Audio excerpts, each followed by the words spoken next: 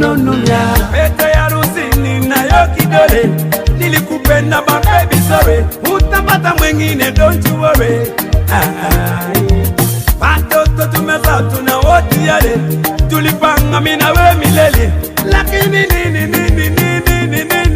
unanichanganya maisha wote wawili tulipanga shida ni nyingi hatujakosana haingekuwa hivyo unapenda upendi mpenzi tuachane na hivyo unaniumiza sana ninateseka ndani moyoni mimi nauma I got to go kangende I let you go sitaweza nimevumilia sana utaki change na wana umeshindwa kubadilisha I got to go kangupowe I let you go mkwano unaniumiza sana ninateseka ndani moyoni mimi nauma I got to go kangende I let you go sitaweza nimevumilia sana utaki change na wana umeshindwa kubadilisha I got to go kangupowe I let you go mkwano kinibati unayependa sana popote alipo haitweza feli atakula za mtu anakula zake zipo nipe changu na mimi nikupe chako kama unipendi hilo ni pako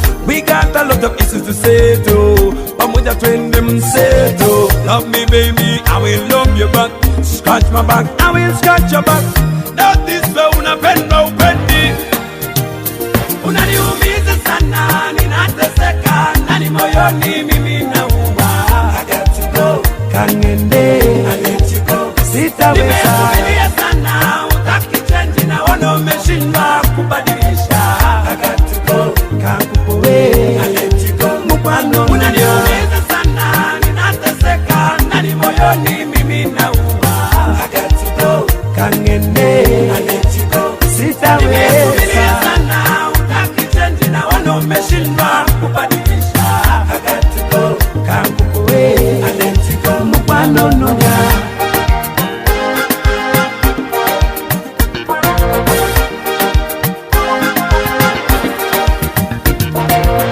tuliamua tuwe together mimi na wewe tuwe forever ni yetu mimi na wewe na watoto wetu tupambane shida zote za nyumbani tusimalize now girl every woman for a man love me I love you back and out what I want girl it's another tune than missing over a tune than this one girl never worry about it every time you come up I'm gonna sweet it this one funny man I'm music I'm unaniumiza sana nateseka ndani moyoni mimi nauma I got to go kangende I let you go sitaweza nimevumilia sana utaki change na wana umeshindwa kubadilisha I got to go kangupowe I let you go mkwano unaniumiza sana ninateseka ndani moyoni mimi nauma I got to go kangende I let you go sitaweza sana utaki change na wana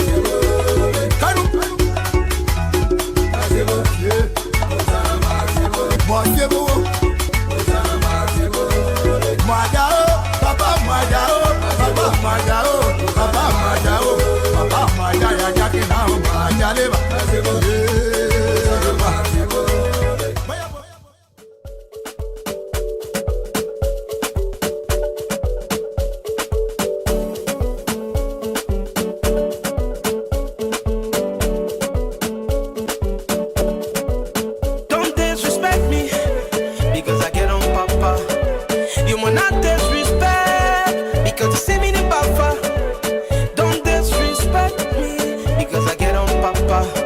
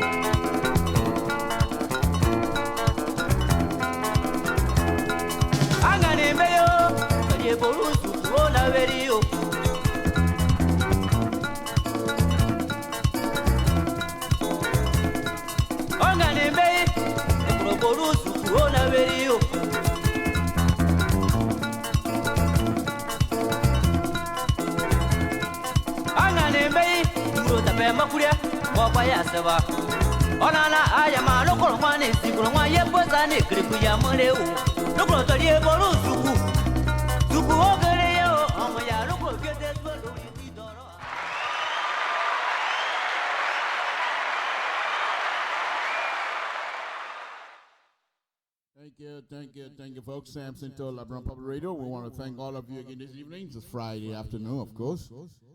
Holidays coming up here, so that we say thank you. But we're going to have fun here tonight. It's going to be a very busy one if you went through this stuff. We're giving you some information already, and so it's going to be a very tough one here tonight. We're going to be on it. I want to thank all of you again for tuning in to LIBERIA Public Radio. And again, we want to thank all of you again for tuning in to LIBERIA Radio. I'm getting echo, but you can't hear it. But anyway, folks, Samson to LIBERIA Public Radio. Safety. Before we do safety, I'm trying to turn my other instrument on here, so please just bear with me.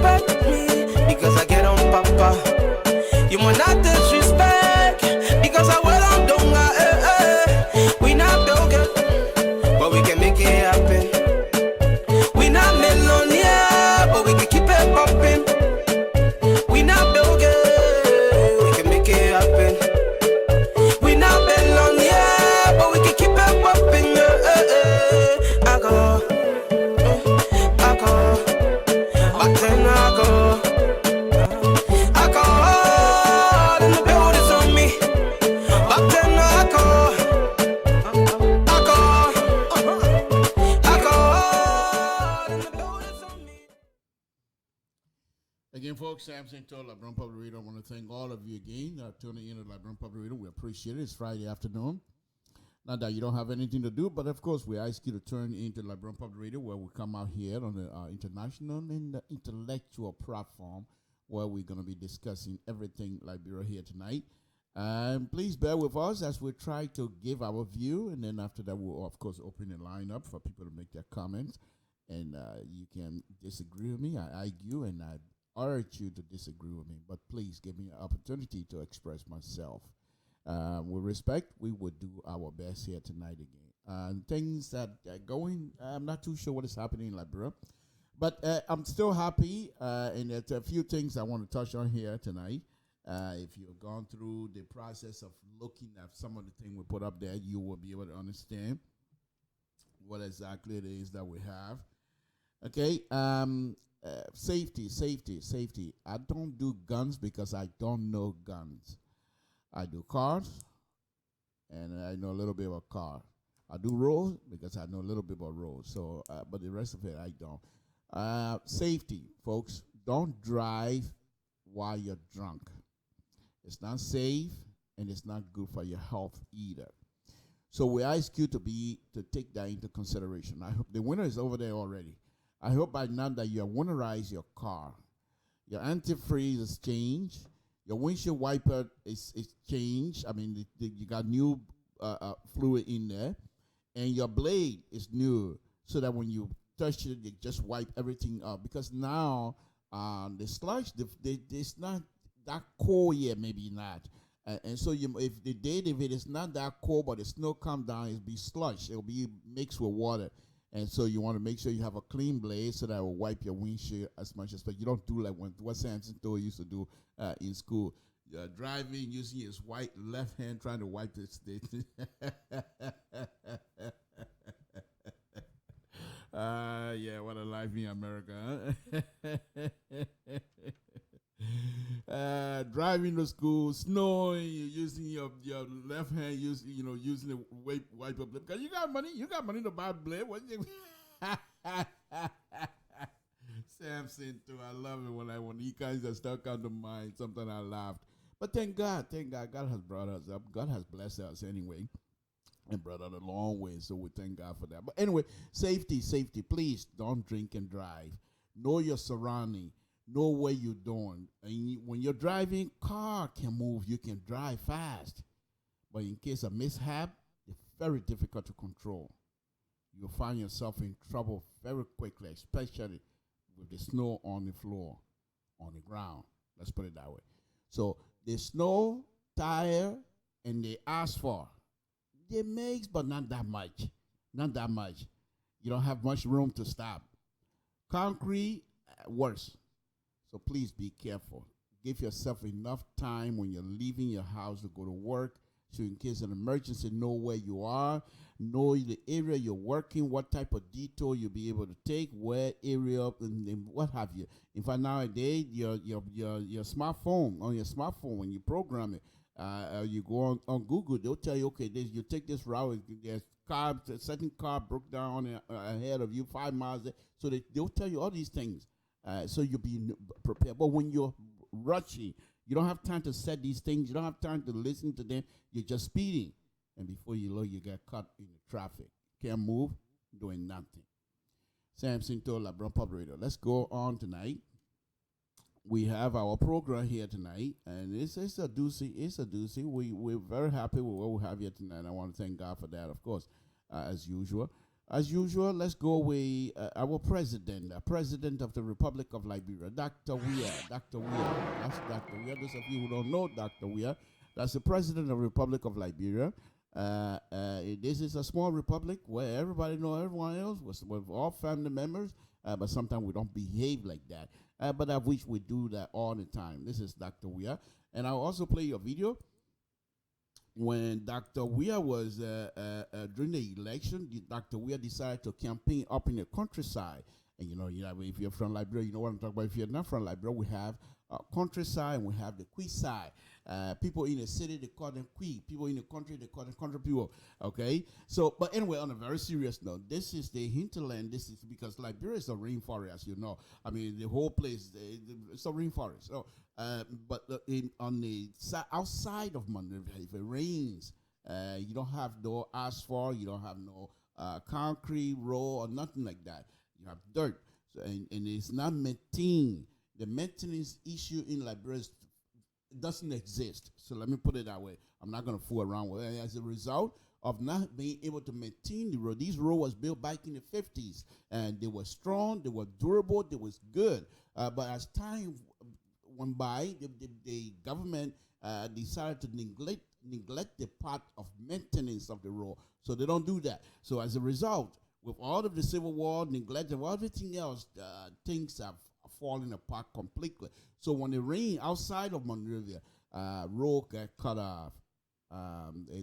There's no drainage system on the so-called road that we have. As a result, the roads that has a poor drainage system, if that's all they do, but then it becomes like a dam where the water is supposed to go through a cover or go through a pipe, and when there's no pipe, so it becomes a dam, and they stick there, and the water back up.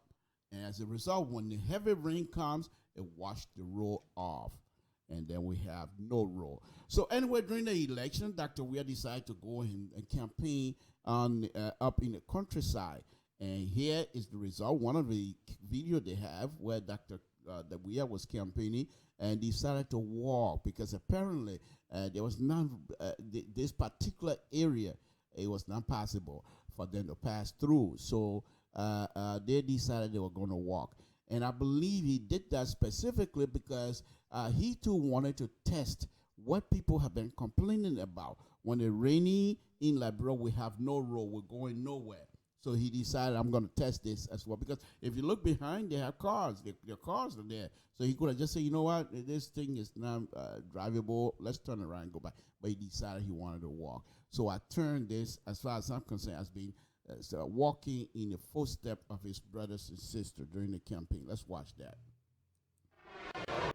Let's make sure you do that same thing for you can hold.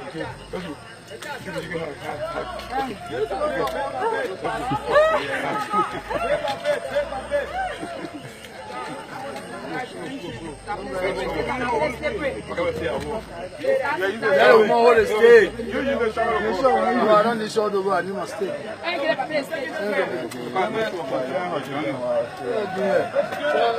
We're going to junior that before.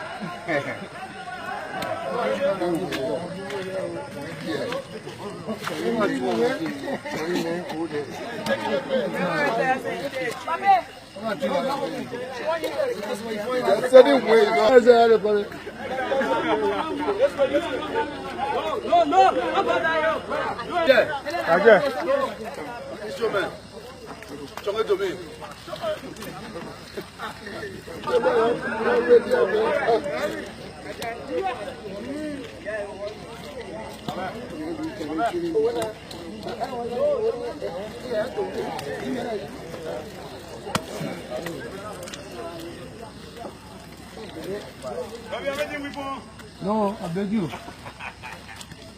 I'll go. Man, the Germans are still waiting for us. I think it's finished. Salome said, don't done.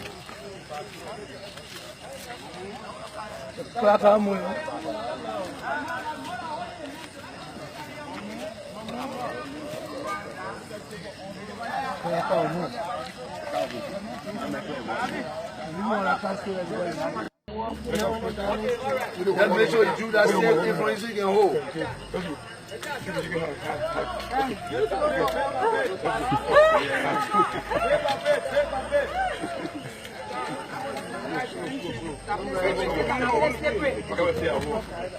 That woman hold the stage. You are on the shoulder road, you must stay.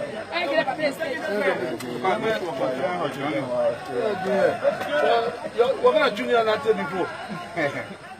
There you have it, folks. That was Dr. Weir, of course, during the campaign. And so we decided to continue to play that. I'm going to now turn to one of my topics here tonight.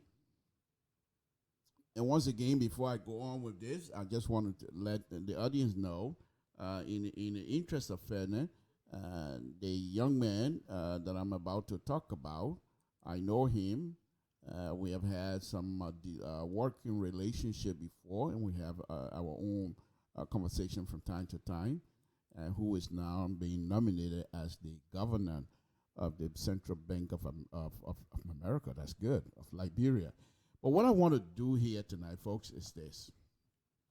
Because there's been lots and lots of people talking about as to whether he's qualified. And when I came on here the last time, I basically decided to talk to you about, not necessarily about his qualification, but to vouch for his character, because I know him. And today, I went on Front Page Africa, and I saw this article that was written by Dover Snepian, okay? And this article was very, very, very much on point. And I thought that I wanted the critics that was on Facebook talking about him being pure, just like someone who was just there applying officer and what have you. It was not so much of a, but this person that wrote this article went deep into it, and I'm asking all of you to go and read it on Front Page Africa. I will read some of them here tonight. I'll read it, okay? And this is about Elisha Tyler. He said, Monrovia, okay? First, it says the CBL nominee is credited for drafting and updating HML compliance and written supervision policy. Okay, but anyway, they say, oh, he's a policy maker, policy analyst. Yes, a master degree in policy, that's for sure. But one other thing, I didn't even know that. In as much as, because that's who he is, he doesn't boast about what he does. He wants his work to show for himself. Okay? So let me read this. That was very interesting as I was reading today. It said, Elisha Talu faces a daunting task in stabilizing Liberia monetary policy, which is already in a dire strait, of course. Okay? The devaluation of the Liberian dollar is hurting seller and buyer alike in lingering permission about the printing of new banknote. You know, Liberian, they want to print banknote. Okay. However, but that's not what I'm going to be talking about. I'll talk about it later on, but that's not what I'm talking about. However, Mr. Talu must first face the Liberian Senate and get confirmed and commissioned by the president before taking over the CBL. Okay, ahead of the return of the Senate to the capital, we seem to happen sooner and later. Public opinion about the nominee, the nominee continued to swirl. Critics have questioned his qualification. Why others have Trump? I am one of those that Trump his massive experience working with several United States-based multilateral financial institutions. They say total fund. United States-based multilateral financial institution. They say total schoolhouse. They say the man managing total school. Okay, I just want you to know that. Talu worked for J.P. Morgan Chase from 2013 to 2018. Oh, yeah, that. I think that's 5 years, eh? Yeah, okay, if you can count. Okay, 13, 14, 15, 16, 17, 18. Oh, yeah. Wow, something though you can count. 5 years. Woo, something else. Okay, as compliance officer, quality control. Now, this is what we need in our place. They got all these broke people over there. They say, oh, we know what happened to $16 billion. Some people are predicting that, the people can't took the truck. Oh, the people went, did this. Oh, we know what happened to the 60. We need quality controller. Somebody who would tell you, I saw the red truck coming. It had 4 tires on it. I saw the red truck going by. It has 4 tires on it. When it started rolling, the tire on the passenger side, the wheel well of that tires was colored. You know what I'm going? That's okay. I'm not going to go deep into that. I'm serious about it. Okay.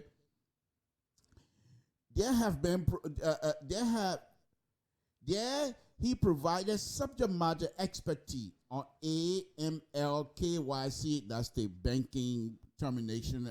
I'm not going to go in there because I'm not a banker. So I'm not going to bore myself with it. But anyway, sanction requirement to front office, lines of businesses and operation, and process in-depth knowledge of the banking, whatever regulation, Patriot Act. Remember they started their Patriot Act business there when the people bombed World Trade Center. So this young man is not just there to secure. He's involved, money terror involved, but he's also into a based on the security aspect of the United. Man, you better be thankful with guy lost your time. What's wrong with yourself? We all better be thankful with guy lost your time. The man, I will read more. What? Jesus, oh, thank you, you brought Elijah to. Oh, my people, we better thank God. God always bless Liberia.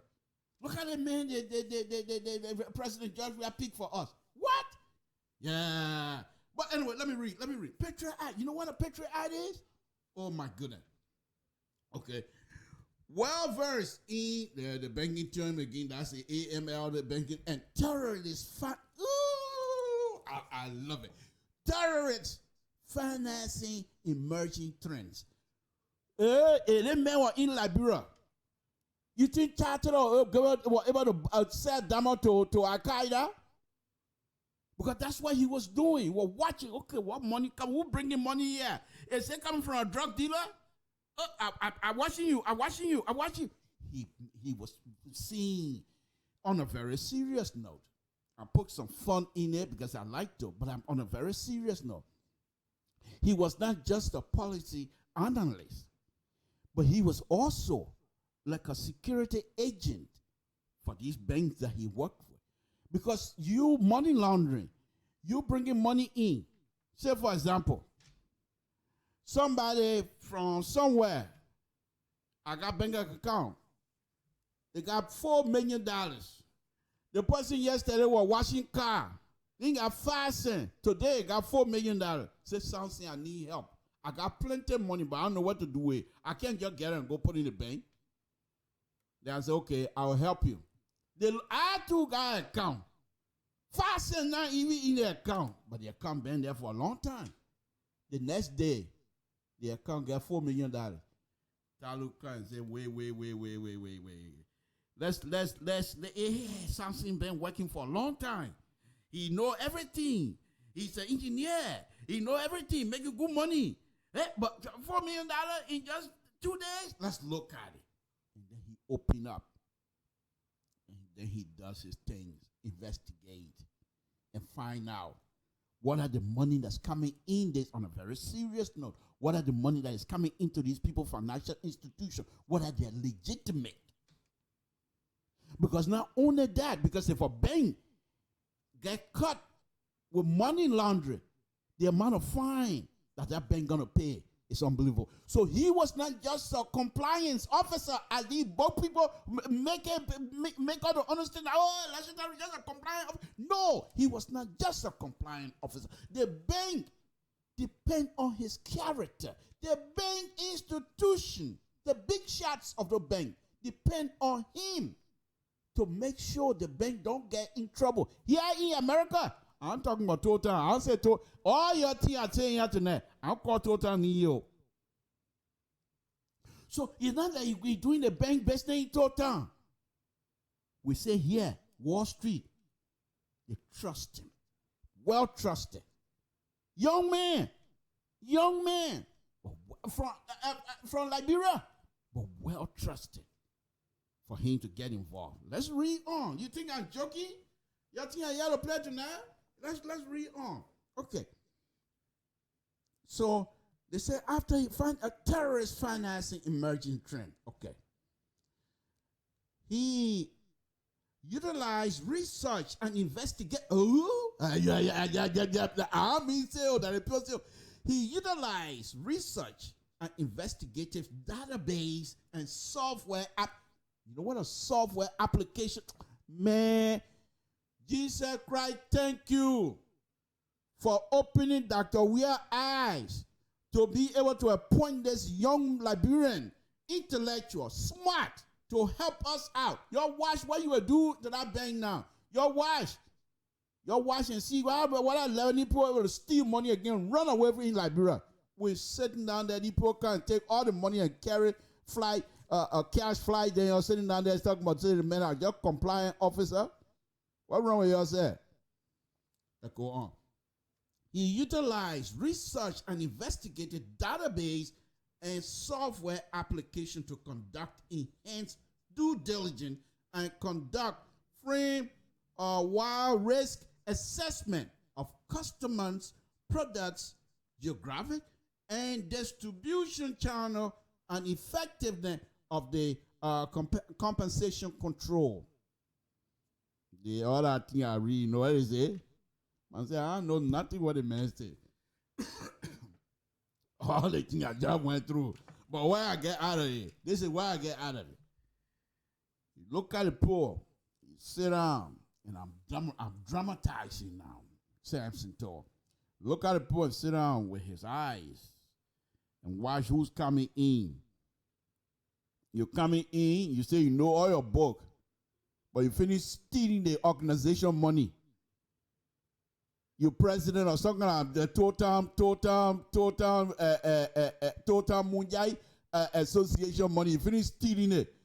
Then he say he went banking at Mr. Talu Bank. He watched you. He say, "Oh, look at man, I beg you. You better take that money back. We don't take dirty money here. We take clean money." I'm just making fun of it, but that's exactly what he does. The banking institution can be very helpful to the country, but they can also be deadly to the country. Because immediately after the World Trade Center,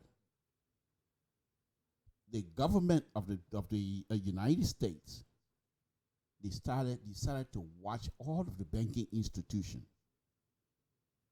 and things were like terrible. In fact, it was the same banking institution that have this worldwide debacle back in 2007. Remember that? When there was almost like a financial issue. So people like Mr. Mr. Talu, who were able to stand as a gateway person. He was standing there and making sure that these people that come in say they got all the money, they got 5 cents. Under Mr. Talu watch, I can assure you, you're not going to go and have these Chinese people come and say, "Oh, we got $5 billion, we want to get you." He's going to investigate and make sure what they're saying is true. And the man got contacts. So there's no way a bank in England that know this man before even going to Liberia, that if he contact the people in England, say, "What's about this person? What's about that person? Can you tell me what this person have on the application?" And the bank will tell them because they know who he is. So if that person who said they are what they say they are, and it's not what they say they are, the people will tell him, say, "No, we don't do business with you because we want clean hands." Because these are the kinds of things you will do to make sure your character as a country, people trust you. They trust that if they bring their money in that country, that is going to give them good dividend. And this is what people like Mr. Talu will bring on the table. And we sit here, all we do all day, just condemn people. "Oh, he's a compliant officer." I'm surprised that some of the people that I was watching the other day, highly educated, and they can't even do a decent research. Just anxious to go on Facebook and just talk. And one of the things they do is the fact that they have had some issue in the past with past Liberian government, and people consider them revolutionary. And so some of them are here in the United States, and they think that when they open their mouth, because they used to be in a street fighter or whatever it is, that when they open their mouth, people should respect it. We do. But we also expect you to do your homework. Don't just come out here and open yourself on Facebook and start saying things and expect us to accept it. Let me read on. This is something here I'm not about ready to let go. All right?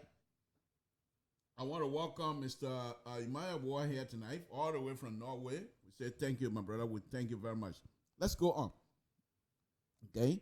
So this man, people you got to be careful how you condemn people. You got to be careful how you don't just say, "Because I don't like, therefore anything that comes out of that, I will hate it." You do that, you do it at your own risk. Because you will be embarrassed sometimes. Have an open mind. Let the people break their own neck. But you don't want to do that. Because you feel this president, you don't want him from day one.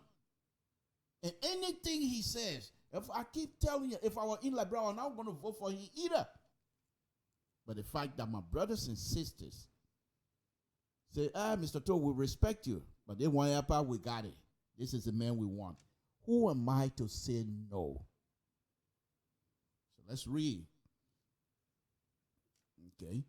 So the CPL nominee is credited for drafting and updating another banking AML, another banking compliance and written supervision policy and procedures.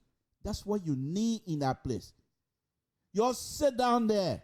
You say you know all the books. Then somebody says $16 billion.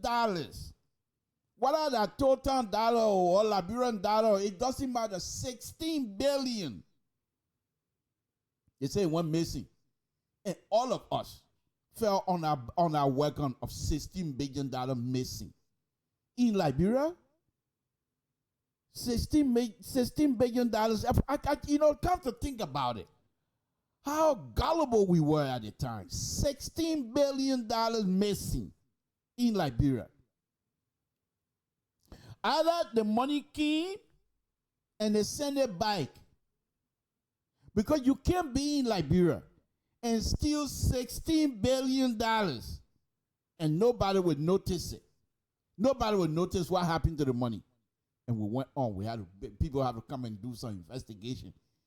And finally, nothing got missing, but except the policy. The people that were running the policy were not even in place. This is what Mr. Talu, Honorable Talu, will come and do for you. He will set the policy, and the process will be in place.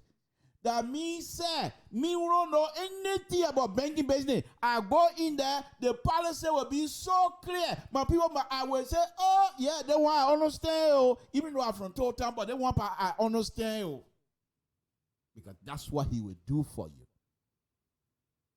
He will give you the policy that even somebody from Wembley, the village of Total, Wembley, will be able to understand.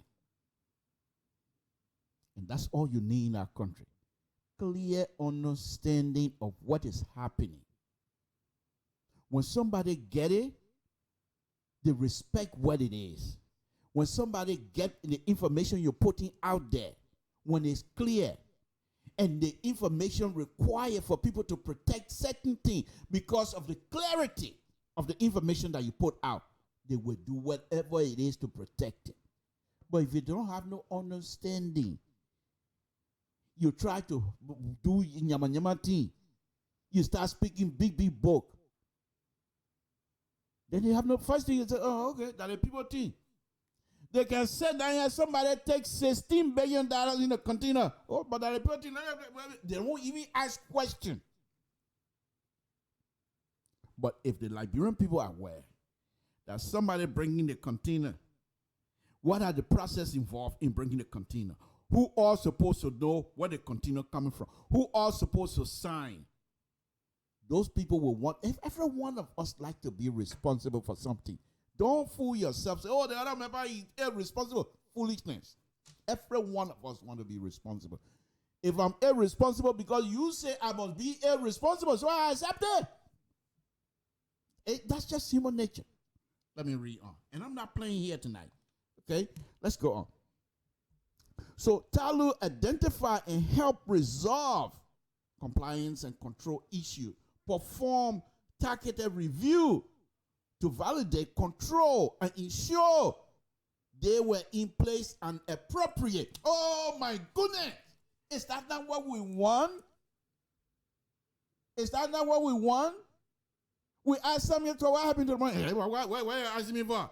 You not see me do financial business. I'm not in the bank of central bank. I'm a minister of finance. I brought the money. I get the money to them. That whatever they do, that they're business on because I ain't got control. But this man is saying, I'll take the responsibility. Any question, you can't talk to me. If somebody stand there and say the buck stop with me, I don't believe anybody. Why you can't like that person? Then you're telling me he ain't get no qualification. The person got a master degree already. What is the definition of education, my people? There are certain areas, I would say, there are certain areas that are specialized in terms of education. But the area, these specific, some other area, they're not that specialized. You get in and you get trained. Now, once you get your training And now you can go and become specialist in certain area that you want. Policy and analysis. The man has a master degree in this area. Look what I'm reading now. You got something to say? You got something to say now? Okay, let me finish reading. If I finish reading, I'm not reading, I'm reading. Something told LeBron Pablo. I'm making fun of this thing, but it's very serious. It's very serious. The point that I'm trying to make here tonight is this. This young man that people say, oh, he was just a financial policy maker and what. No. Listen to what I'm reading. Listen to what I'm telling you. Not just does he make policy, but he also there to make sure these policies are adhered to. In Jamaica say, oh, I know I made a policy, you do the policy, that your business. No. He make the policy, and then he comes to Mr. Toe. According to rule A12, why this thing is not there? According to the rule. Samson told LeBron Pabrito. Let me go on. He is also well versed and possesses political, social, and economic. I tell the person, I love it when you run your mouth, you don't know nothing. You can't run your mouth. This is what happened to you. Oh, the man not an economy. The man got no economic degree. The man, yeah. All that thing you're talking. When was the last time the man said I come from Wembley Way? He not from Wembley Way. Highly educated. Highly educated, just like you. Why will you put somebody down? Yes, it's what somebody on a very serious note. These are somebody that gets to me sometimes. We all come in the country. We come here, we want study. To go to school is not easy. You know so. You yourself have struggled to go to school. Because these people in the play, they don't care whether you come from Total. You go to their university, they expect you to do as well as the other people that from Wall Street. They don't care where you come from. They give you homework. Every one of you are the same. You who come from Town that don't know anything, then you say you want to be AYZ. You got to work double hard. And this is my point. We all struggle to educate ourselves. But yet still someone comes from among us. Exhibit that process of that he has attained a certain quality. Then we start putting him down. Forgetting to know that we all struggle. We might not be in the same field, but the process of attaining higher education in the country is the same. You work and go to school. You marry and go to school. You get children and go to school. The three things that I count, the professor, they don't care. Whether you get 4 or 5 jobs, they don't care. Today we on page chapter 47, page 5, 6. Okay, from now to chapter 48, 49, 50. I will expect to quiz you in 2 days. So prepare yourself. I'll see you later. Bloop. He's gone. You leave from there. You gotta take care of your children. You gotta take care of your family. You gotta take care of 2, 3 jobs, and yet still you're making the grades, folks. Why can't we support each other? Unless the person is so ridiculous. But we don't do that. Because the person who appoint that person, we don't like them. Therefore, everything else he's saying don't make sense to us. Is that right?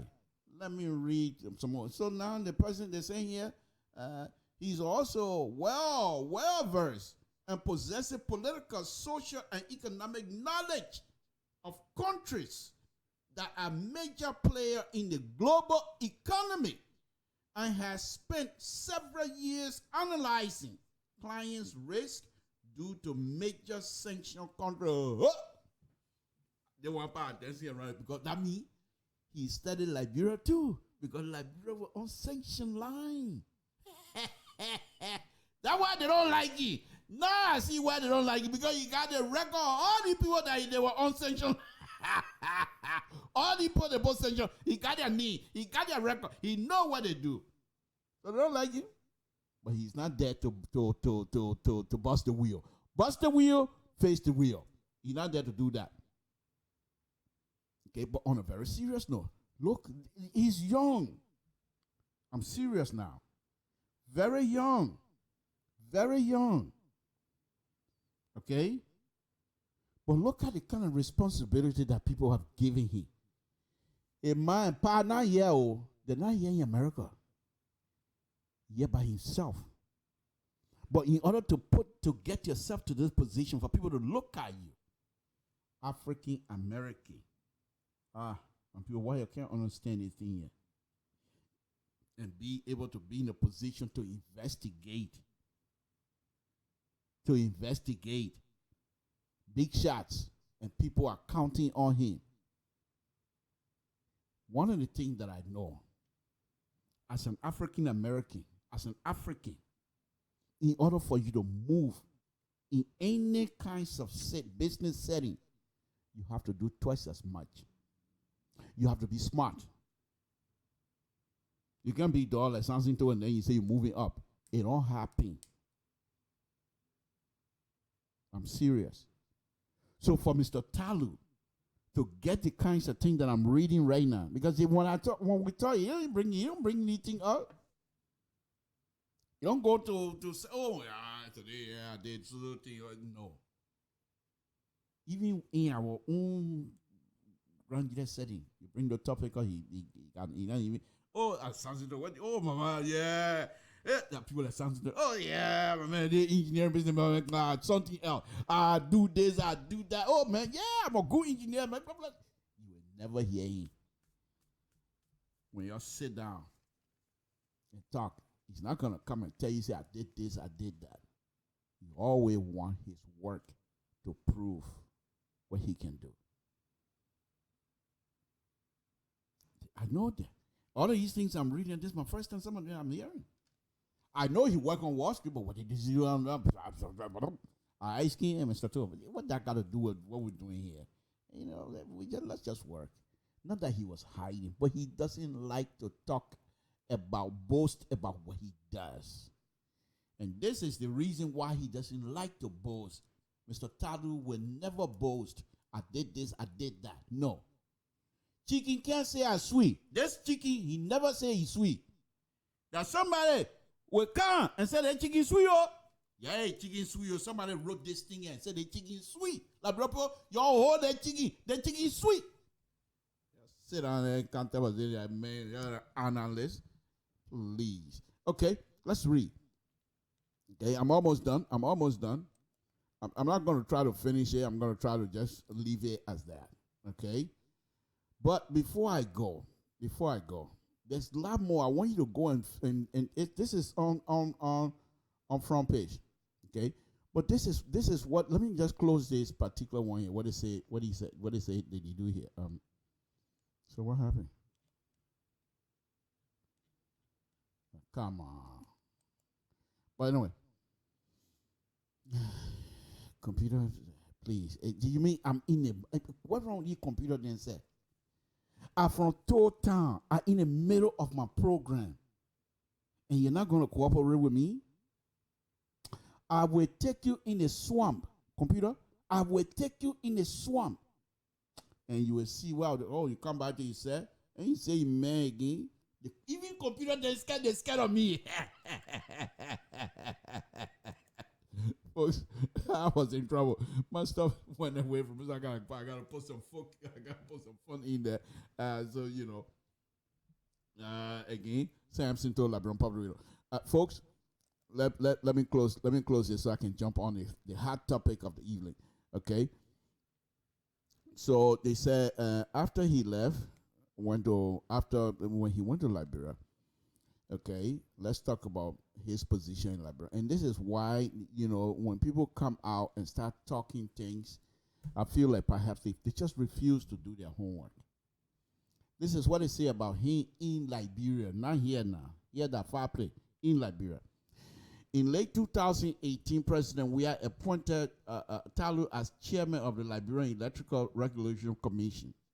Talu oversaw the standing up of the electricity regulation, mobilizing a pool of technicians recruited through a stringent competitive process. You're not going to say, oh, I know Mr. Toll. You want work? Can't work? No. Mr. Toll, yeah, okay. Well, just get in line. Everybody taking tests. You want a position, go take a test. And if you pass the test, you can join. You know, I'm fair. That's all he would tell you. You're not going to say, oh, I know Mr. Toll. You're getting, you're getting everybody test. But Mr. Toll, you're just getting that small test there. There ain't no small test, yo. You want the position. Everybody taking the same test.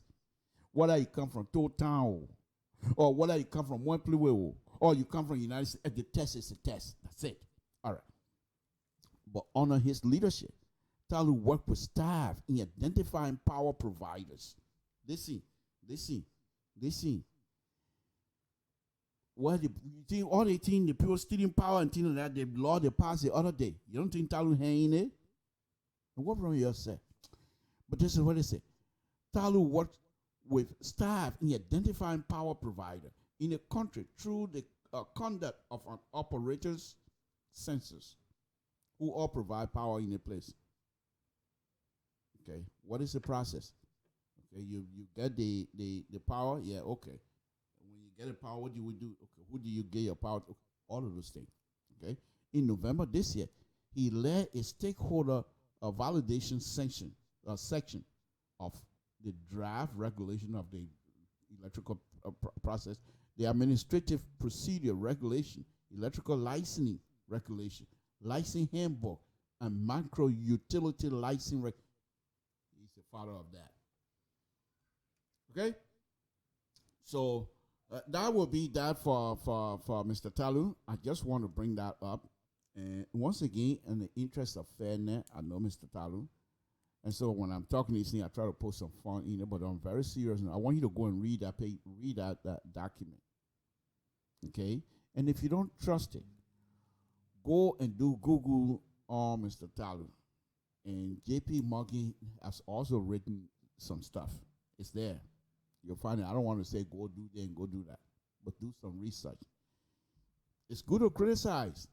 And this is why when Samson told open his mouth, say you can criticize, but you must do so with responsibility. And these are the kinds of things that are considered to be responsible criticism.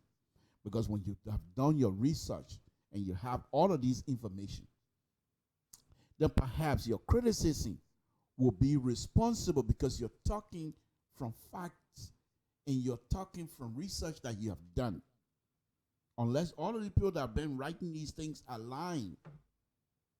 Okay? Samson told LeBron Public Radio.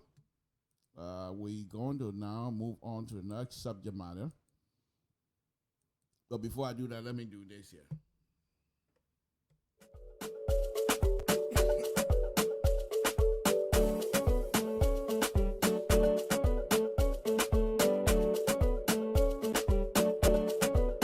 Don't disrespect me because I get on Papa. You will not disrespect because you see me in Papa. Don't disrespect me because I get on Papa. You will not disrespect because I will on Donga. We not build it, but we can make it happen. We not millionaire, but we can keep it popping. We not build it, we can make it happen. We not millionaire, but we can keep it popping. I go, back then I go.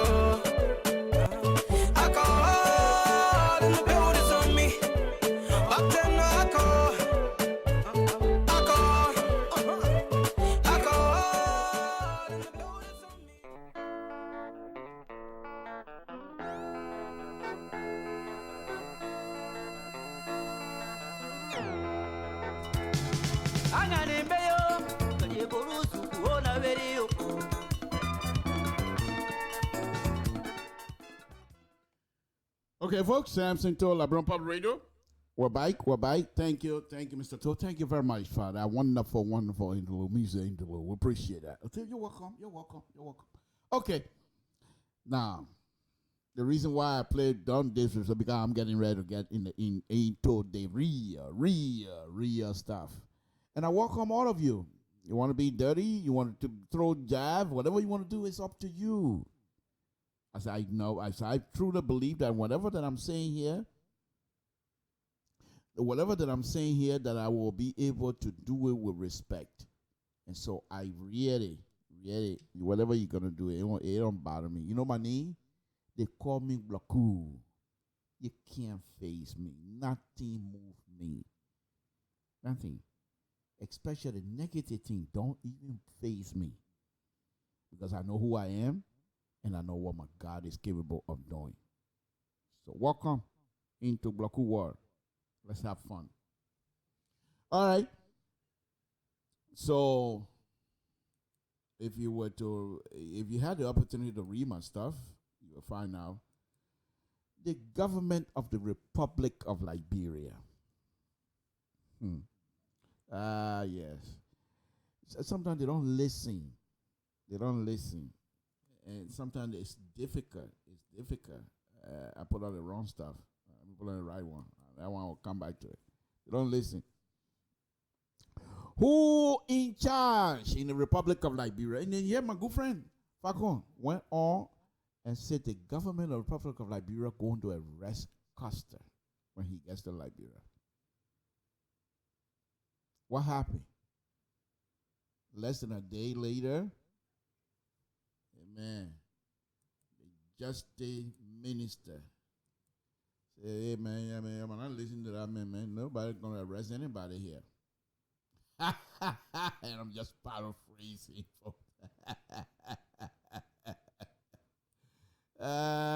Jesus Christ. You know why?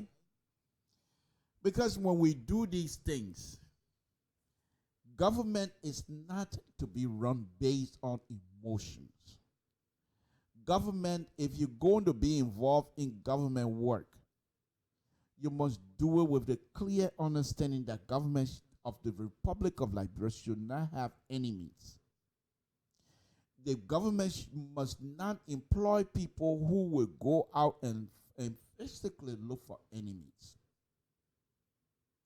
Falcon went on to say that when Custer get in Liberia, Custer is planning to go to Liberia, and I will talk to that in a few minutes. But Custer is going to go to Liberia, and that he will be arrested. I'm not too sure what the charge is going to be yet, because I don't know. Well, maybe they already have a charges. But the Minister of Justice came out and said, nobody going to arrest anybody here. There's no charges pending, no arrest warrant, nothing like that. None that I'm aware of. And this is the man that speaks for the law enforcement in Liberia. Honorable Eugene Falcon is just he's a minister, deputy minister of information. This is what I keep talking about. And Minister Falcon refused to listen to his old friends.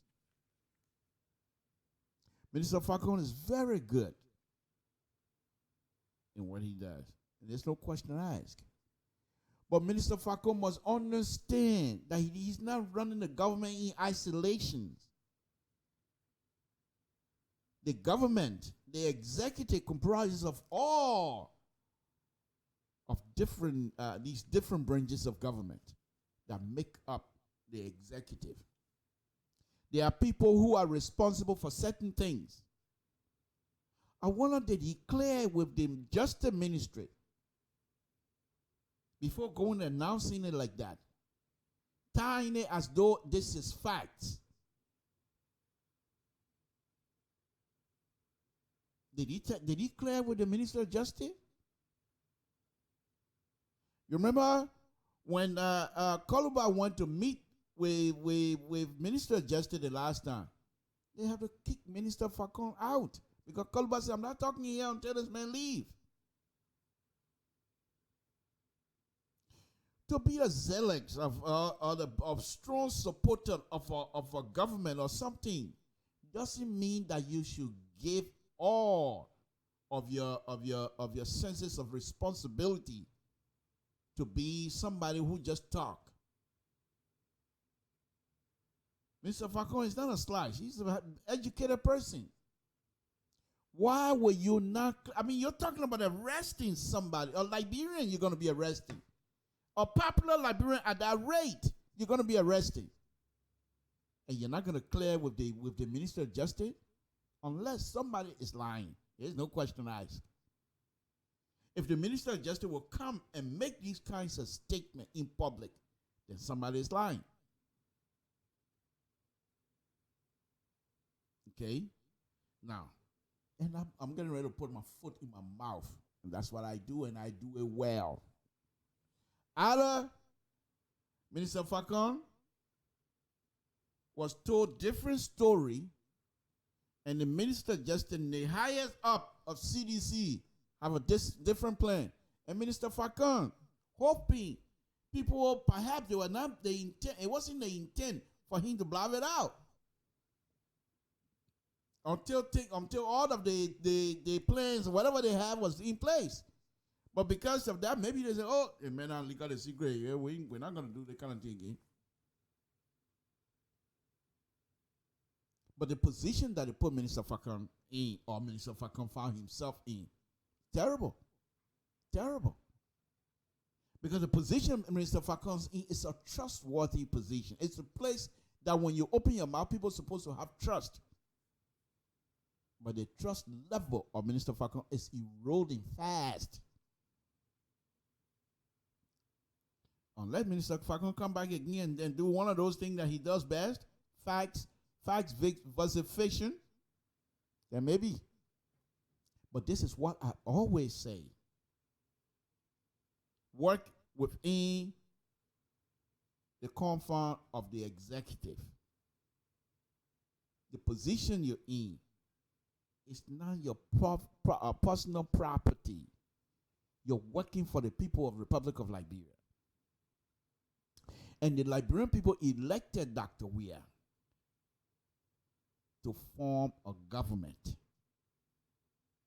And Dr. Weah selected people who are supposed to be heading different divisions within the executive.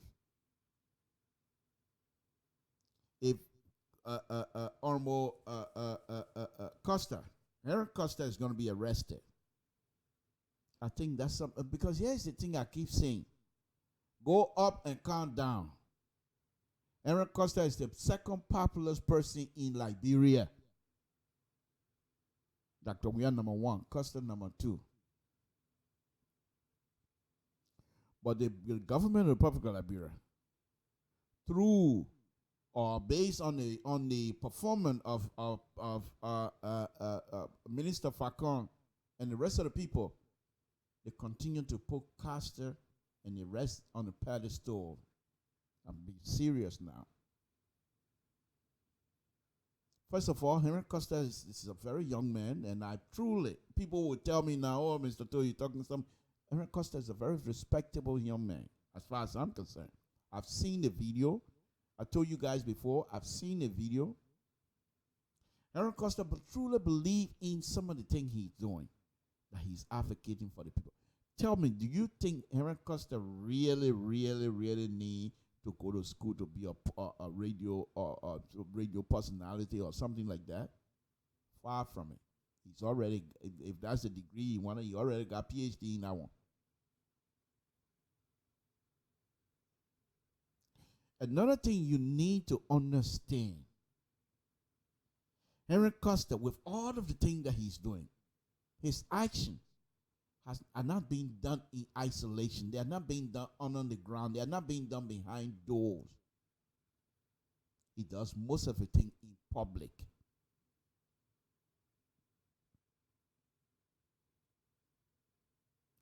So if Henry Costa were to get to Liberia, he's already amassing people to protect him.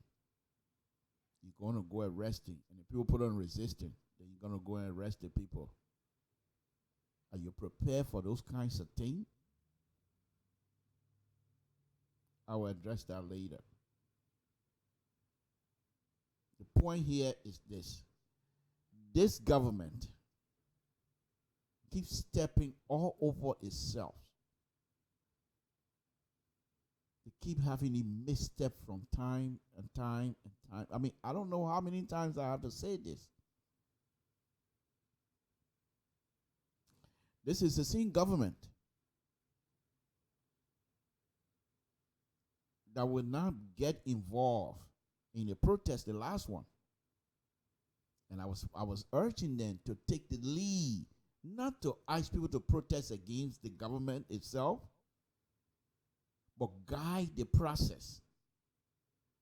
Because I've been telling you over and over that those who are involved, the opposition, are not even together.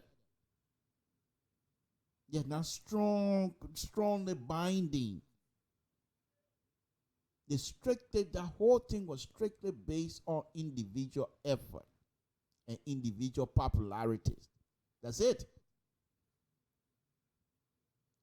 The whole June 7 protest was not based on the fact that the opposition was truly together.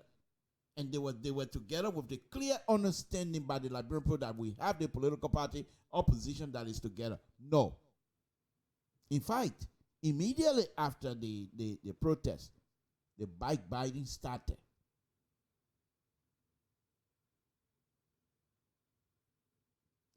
But this government continued, even up to this point, they have not learned their lesson from the past. The student protest the other day almost went sour on the government.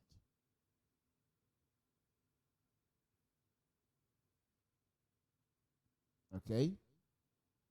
If you're going to be in, you can't do it half-half. If you want to be a dictator, start. And let people say, oh, he's a dictator. At least they know. But you can't go half in, half out, half in, half out. It's not working. As a result, you have these kinds of stuff. The highliner within the CDC are the one that pushing people to Falcon to make these kinds of statements that the government cannot catch. They can't back it up. And so because they don't have good standing, legal standing, you have the man who is the legal representative of the Republic of Liberia, government of the Republic of Liberia, and we ain't got no warrant here. There's no court order for the arrest of Heron Costa. Maybe it will come later. But once again, Eugene Falcon, Minister Falcon, should have at least laced with the Justice Ministry. I'm going to have a press conference tomorrow. This is what I'm going to be announcing. 10 minutes before, because the Justice Minister also had the information section 10 minutes before the press conference. Samson told, yeah, okay, my man, I'm getting ready to go do my press conference. Are you guys still on that? I'm going to announce that Costa going to be arrested. Are we guys still on the board together? Oh yeah, Minister. I mean, we're still on it. And then you go announce it. But without that, nobody is above the law. Truth. If a democracy wants to stand, the democracy must be able to obey the law. Truth. But also, if a democracy wants to stand, those who are within that democracy, those who are operating as the head of the process, must be able to obey the rules. And one of those rules are work within the confines of the executive, if you're a member of the executive. Don't be a lone ranger. We're happy if you're standing as a representative of the institution, executive, and the deputy minister speaking in that capacity. Now you're talking for everybody. If you decided to do your podcast evening time after work, you can claim I'm not talking for the government. The facts versus fiction. Yeah, okay, they're not government. But when you stand behind that podium and there's a press conference announced from the Minister of Information, you're speaking for the Republic of Liberia. You cannot say you don't know or you talk to this, make sure you confirm everything that you're going to be saying. So this is what's happening, because we are just not ready to accept the rules. Okay? And as long as we're not ready to accept the rule, we're going to have these kinds of stuff. Okay? People are going to, mishap going to happen. You say something, and then you don't know what and look how embarrassing the situation. It's not just for Eugene Falcon, for the entire government. Aaron Costa going to make fun out of you guys for a while until you get yourself together. And if you're not quite ready to be the grown-up in the room, then leave Aaron Costa alone. Go about your business. Governing. Go about your business. You think, seriously think, and I will address that later, but that the word Ghana, Ivory Coast, Sierra Leone, and even United States will sit, and Nigeria will sit and let Henry Costa and the protester go in the street and force Dr. Weah out of office? Do you truly, truly believe that? Someone who was elected, openly elected, 61.5% of the population, the people who have gone through war, and they elected, they have had 2 or 3 elections, and they brought the woman, Madam Salif, in, well recognized all over the world. And now, Dr. Weah, who is being elected, accepted all over the world. And now somebody said they're going to protest and remove him, going to do the protest until he's removed. And you're going to be getting angry about that. Instead of you paying attention to the monetary process, you're going to be angry. You know what Costa continue to flock here? First of all, Costa is very intelligent. Costa is very intelligent. But you guys don't know when to challenge him. Yes. But anyway, let me leave this, and I'll go on Costa's issue here soon. But we don't know, because the government, speaking for the government, the institution that is responsible, the government arm that is responsible for law and order, said there's no arrest. Now, this is what this particular statement have done. If Costa gets there and he gets arrested, the government is going to be in bad book with international community. Unless you can show that from this point to the time Costa will get there, that he has committed certain act. You cannot, with this statement by the Justice Minister, you can't go back to yesterday and say Costa did this yesterday. Well, he did it yesterday. Why is it that the government, or you're going to tell me, unless you're telling me that the process of putting the arrest order is together at this moment. When you made the statement, that process was going on. Well, yeah, you can say for security reasons. But if nothing like that is happening, and then you say Costa get there, you're going to arrest him, you're going to show good reason. Unless Costa, but knowing who Costa is, he's going to throw himself right into that. And I will address that also. I will address it. Folks, I'm not going to fool around here tonight. But the point here is this, that the government of the Republic of Liberia continue to make Costa the king. I'm telling you. Continue to make Costa the king.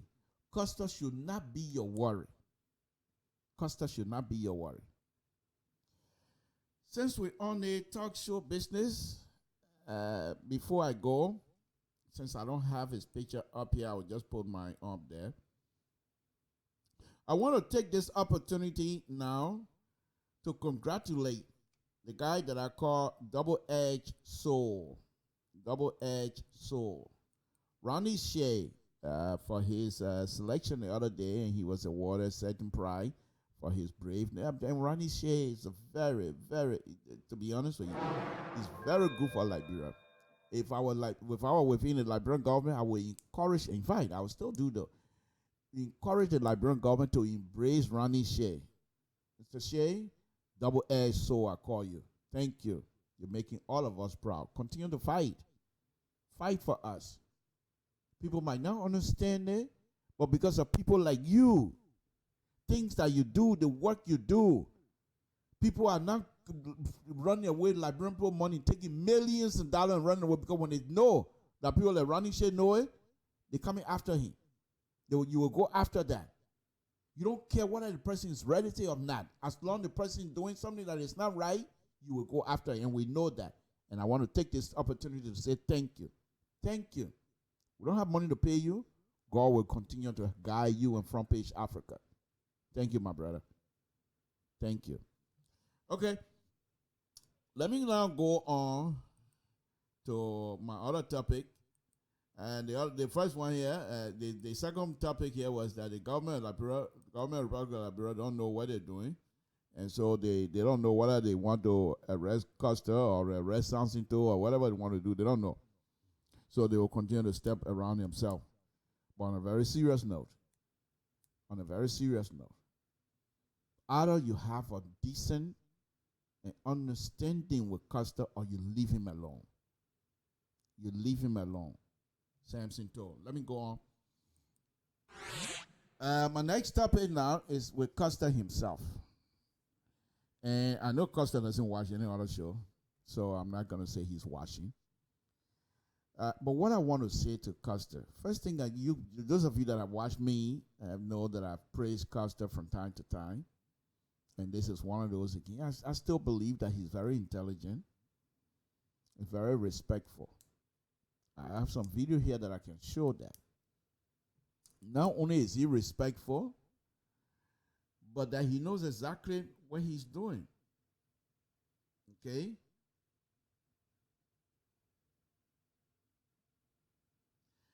Custer knows exactly what he's doing. He's not stupid. Custer is a thorn in the side of the government and Dr. Weah. But here's what's happening. Dr. Weah cannot deal with Custer with heavy hand because the international community is watching him.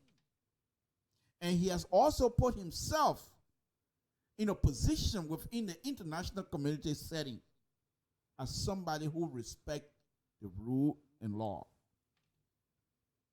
And he can't come and start conking people. Small children and conking there in the corner. He can't do it. People watching. And this is what's happening with Custer. Custer take advantage of that. Custer, not only does he take advantage of it, but he says things that the government have no means of replying whatsoever. The only reply they get for that, either to insult him, call him criminal, or call him enemy of the state. They cannot stay, and this is the point that I keep making for people like Jefferson Kochiden. In Mayor City of Monrovia, when people like Dr. Weah time Finney, it will be people like Jefferson Kochi. And Jefferson Kochi, if he's not prepared, he's gonna be driven out. Because Custer gonna be there. And any of you, those of you that are in the same age group as Custer, if you don't prepare yourself, he will eat you for lunch. He will crumble you all over. Because he's very intelligent and smart. Smart. So in order to engage Custer, who was going to be your crowd in the same group, in order to engage him, you have to bring yourself to a certain level. Well, when you're speaking, when you're talking, your idea making sense. And then people will be able to listen to you. Well, I always say this, and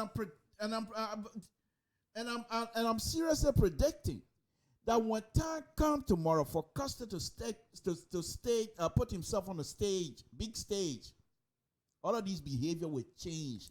You're not going to come and be insulting people. It's going to change. But right now, he's trying to position himself. He already positioned himself in the eyes of Liberians. He's very popular. But he's going to have to transfer from that popularity to that of governing person by making himself well known in the eyes of the international community. And this is what he's studying now, educating himself. I listened to him the other night for about an hour or so, and I couldn't believe what I was hearing. He talks about the printing of the money. And everything he was saying, unless you are a financial expert, then you would know some of the things he's saying. Maybe okay, they want to make sense, but those of us that have no clue, he's making sense. He is making sense. And I'm not the only person. Many of you have no clue on money business. So when Custer comes and start wasting it, yeah, because now this is what I mean by this young man is very smart. He take the hardcore argument and blend it in with some truth of Liberian culture and Liberian history and things that people can see in Monrovia and say, boom, yeah, it is. They see it, they say, yeah, that's true. I'll give you an example. You're in Monrovia. Before CDC came to power, most of the people that are with CD that are working now, you and them, you're all hanging together. They're working now. They're not there 5 years old. They get all the good things now. So Custer said, well, wait a minute. How they get it? Oh, they took your money. That's the thing he said the other day. You want to print the money to pay wages, to pay civil servant. What happened when the money finish and you got no more money again to pay civil servant? Then you got to print another one again. And by the way, he added his own. That you want to print the money, then you pinch. You take some, put it for yourself. Then the rest you pay civil servant. Then when the money finish, then you want to go print again. If you can't deal with Custer from an intellectual level, leave him alone. If you take it to be enemy of the state, you're defeating yourself completely. There's no question asked. I'm not hiding it. I'm serious. Custer must be dealt with from an intellectual perspective. You can't call him enemy of the state and you get away with it. It's not going to happen. And you're not going to hurt him either. He's popular in the country. And the international community knows that. People have followed him from the American embassy. They know he's popular. Custer went home. Here in this country, as a foreigner, before you leave to come in this country, there's so many paperwork you got to do. Custer was here. And he started announcing, I'm coming home for June 7th, knowing fully well how tense things were in Liberia and the American embassy in Liberia. Saw Custer coming in and had all these people, the June 7th protests, and nobody got hurt. He has put himself in a position with the American embassy and the American people that if he get back to Liberia, those of you that are waiting to arrest him, you go try. You go try. You think you're broke now? You go try. Either you engage Custer, expose Custer through intellectual means. You cannot fight with Custer with calling him enemy of the state. You will not win. You want to engage Custer, engaging intellectually. And there are some things Custer he's doing that are not conducive for the culture of the country either.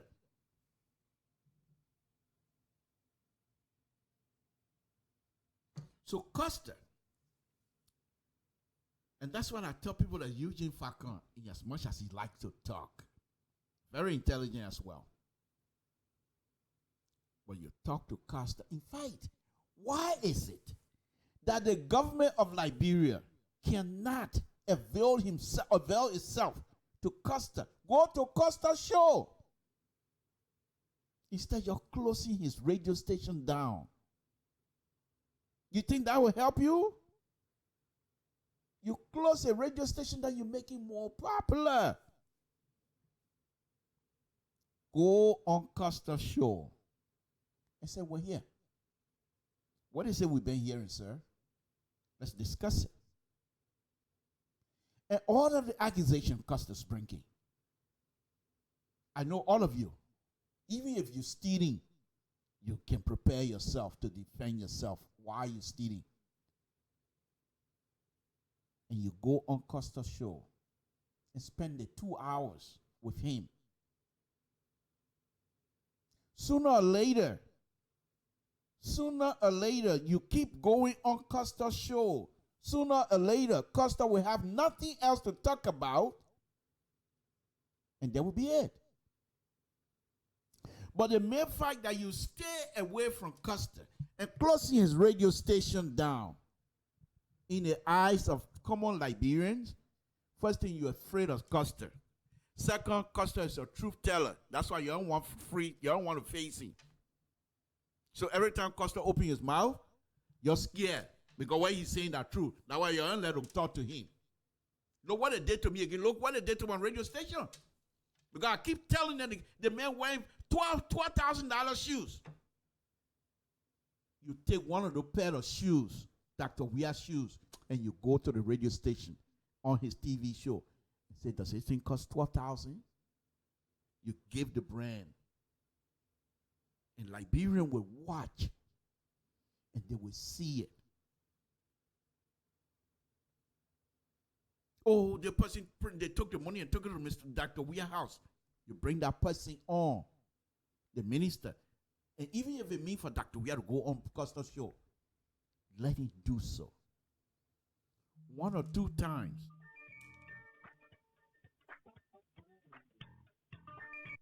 Hello? Hello? Yeah. Okay. I will take your call. I mean, it's not open yet, but go ahead. Go ahead, sir. Go ahead, Jerry. Good evening, Mr. Toll. Thank you. Thank you. How are you today, sir? Not bad. Not bad at all.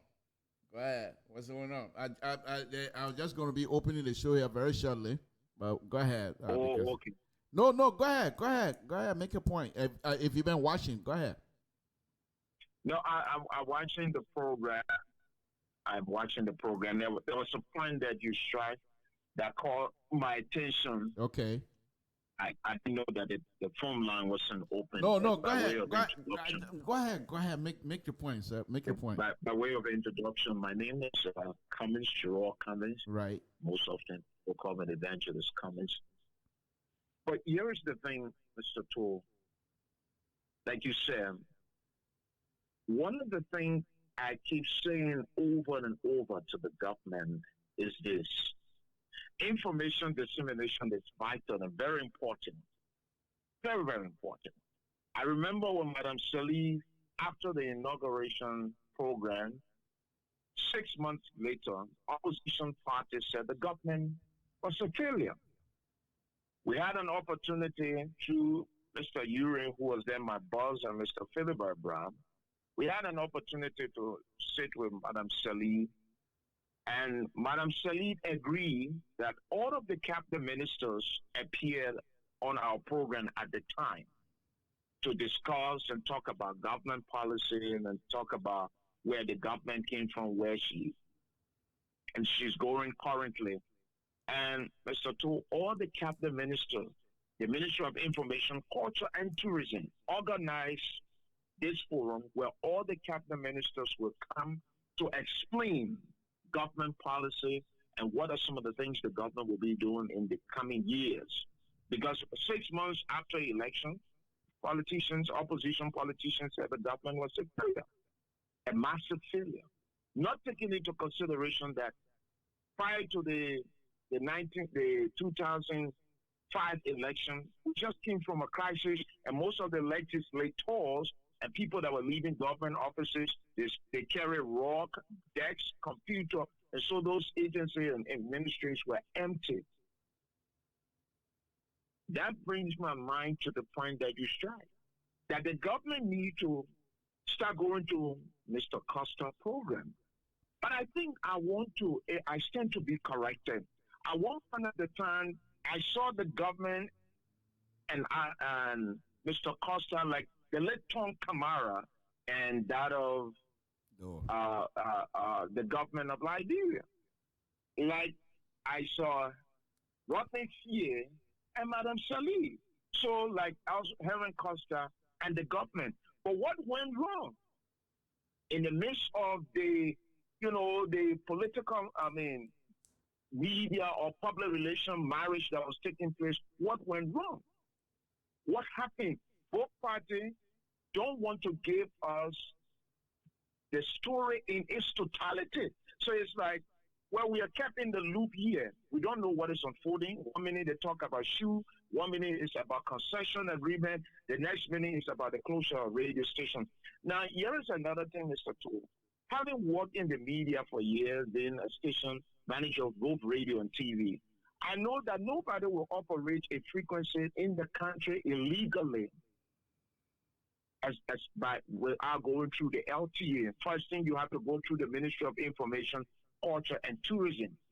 So with Eugene Fagon and Eugene Nambwe being the minister, they need to ask the director for technical services, how did Mr. Costa obtain the certificate to go to the LTA to obtain a frequency, because you got to go first to the Ministry of Information, apply, they look at everything, then they're going to give you the certificate that we, carry you to LTA. LTA will assign a frequency to you.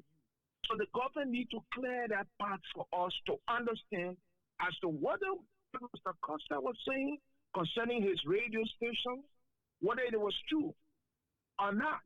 What's the actual story? Liberians will want to know what happened between the Ministry of Information, Culture, and Tourism and that of LTA and Mr. Costa. We want to see documents to substantiate all the parties claim. But from what I'm gathering is like he who pays the piper plays the tune. There was some gentleman agreement along the way. Now, the ordinary people who do not understand these things, they see the closure as maybe a way of silencing press freedom. I remember I managed Mr. Ure radio station. There was a time we were behind with the LTA. LTA came to close the building. They asked us to shut down our equipment. They asked us to close the building, go off the air. We went off the air. It was the late Councillor Ure who intervened, because at that time, a consulate office was upstairs, so they couldn't lock the entire building. So something is in the pipeline, but we really don't know what transpired between LTA, Information Ministry, and Mr. Costa. So I think the government, the Ministry of Information need to operate like, the days of Clayton Sear, the days of Mr. What's his name, McLean, and Lawrence Bopler. I think that ministry need to copy something from what those guys were doing at the time, in the embryo stages of Madam Salih. Because information dissemination is vital.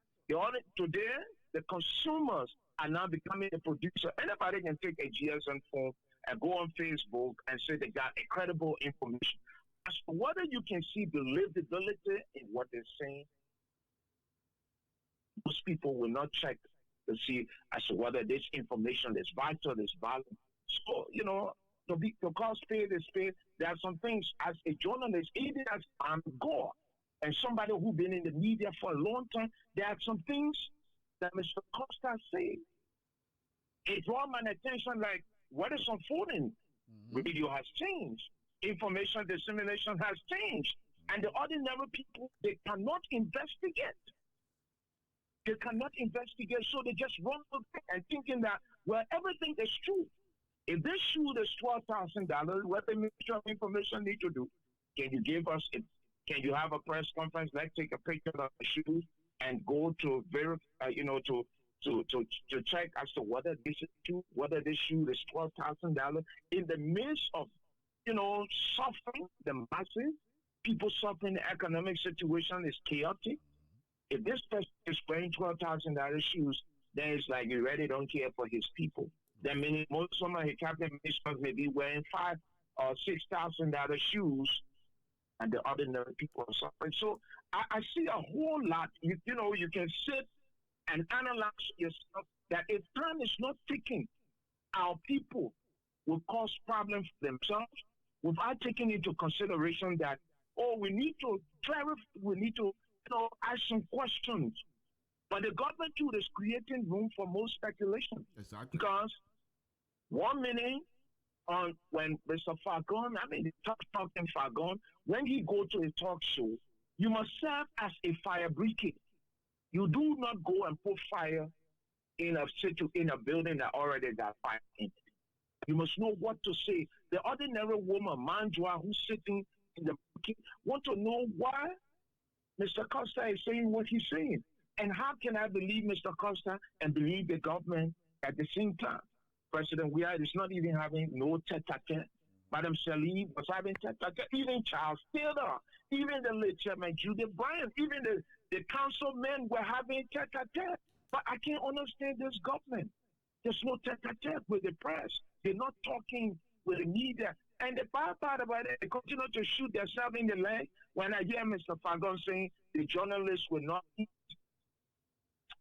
I say, you're small boy to the media, my brother. The media can strangulate you. Exactly. You're a small boy. You can't say the journalists cannot eat. They're not waiting for you to eat. You will always make news. You will always say something that constitutes news. So I think most often what the Liberian people need to do, is to start asking themselves some questions. What is it that Mr. Todd is saying? Is it true? Let me call some people on the ground. Let me make some, inquiry.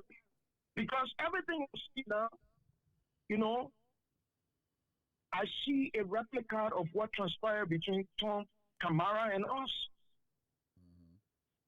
Okay. That's what I'm seeing. And if time is not taking our people, we lost it. Thank you. Thank you, Mr. Cummings. We appreciate it. Thank you very much, sir. Yes, sir. Thank you. Okay.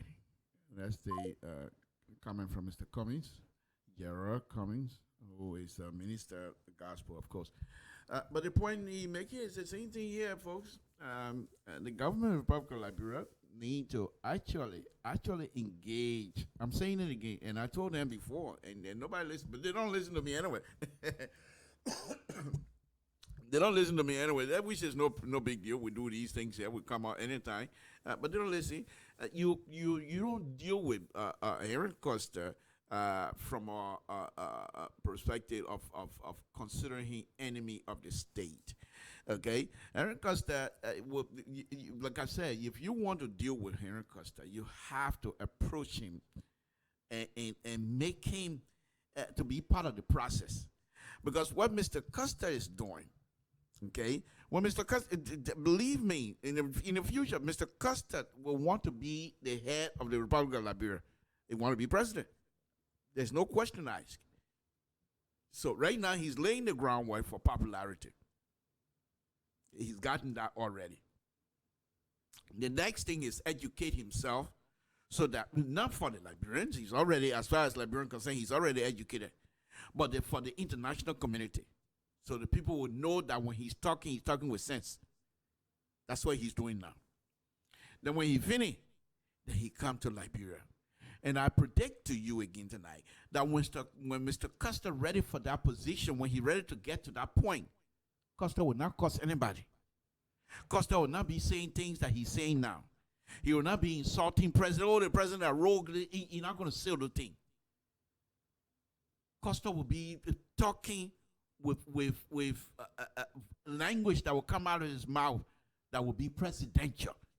You can't copy your role and then you say you want to be president. That's not going to happen. So we all know that. But my point here is this. It come December, and you say you want to go and arrest Custer. You're just making things worse for yourself. Because first of all, you're not going to hurt him.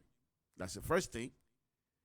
And secondly, even if you arrest him and put him in jail, how long you think he's going to be in jail for? But then by the time he gets out of jail, the status now that you are putting him in will be higher. As I was saying before, Costa went to Liberia. The American embassy over there saw the operation, and they have given him a lot of respect. He has gained a lot of respect. And so now Costa in the Liberian political scheme, Costa is part of it. You can't separate him from that of the political activities in Liberia. You can't. So let me now turn to Mr. Costa. I think I'm the only person, if I may say so, that would stay here and say, I think I'm getting to know Mr. Costa from time to time. But what I want to say to Mr. Costa is this. The people of the Republic of Liberia, according to the Constitution, they have the right to assemble. They have the right to address their government. They have the right to protest. But Mr. Costa, you have to understand that not every one of our brothers and sisters are on the same level. There are certain people that just down there yet. Our country is fragile right now. Okay, let me take. I think I'll need to put Samson to Liberian Public Radio. Let me put this number up now so I guess people can call if you want to call. Go ahead, Mr. So. Samson, good evening. Yeah, good evening, Mr. So. Thank you for joining us. Go ahead. Yeah. This is put kind of like a bone into our throats and making things very difficult for us in the media industry. And I agree much longer with comments. He put it into context. The incoherent messages of this government have been problems from time to time. And for some reason, it is unfortunate these advisors, some of those people who are work for government, the Emmanuel Shaw, the Brights, and all of those folks, it seems like they are not giving the president the advice they should be giving. It's one of the things today that led him to make that kind of statement to dignify this guy called Professor P. Because where there's a real national issue for the president to engage such a person, and that what gives him the stage today. Now, look at the statement, the two statements, and not even three. 2 times I interviewed the Solicitor General of the Republic of Liberia. The video is still out there. When you say there's an indictment, all right, on a person, what does that suggest? There's some sort of criminality that is in the making or that has occurred, and the government wants to affect that. So, if I'm hearing today the Minister of Justice, who is the chief prosecutor.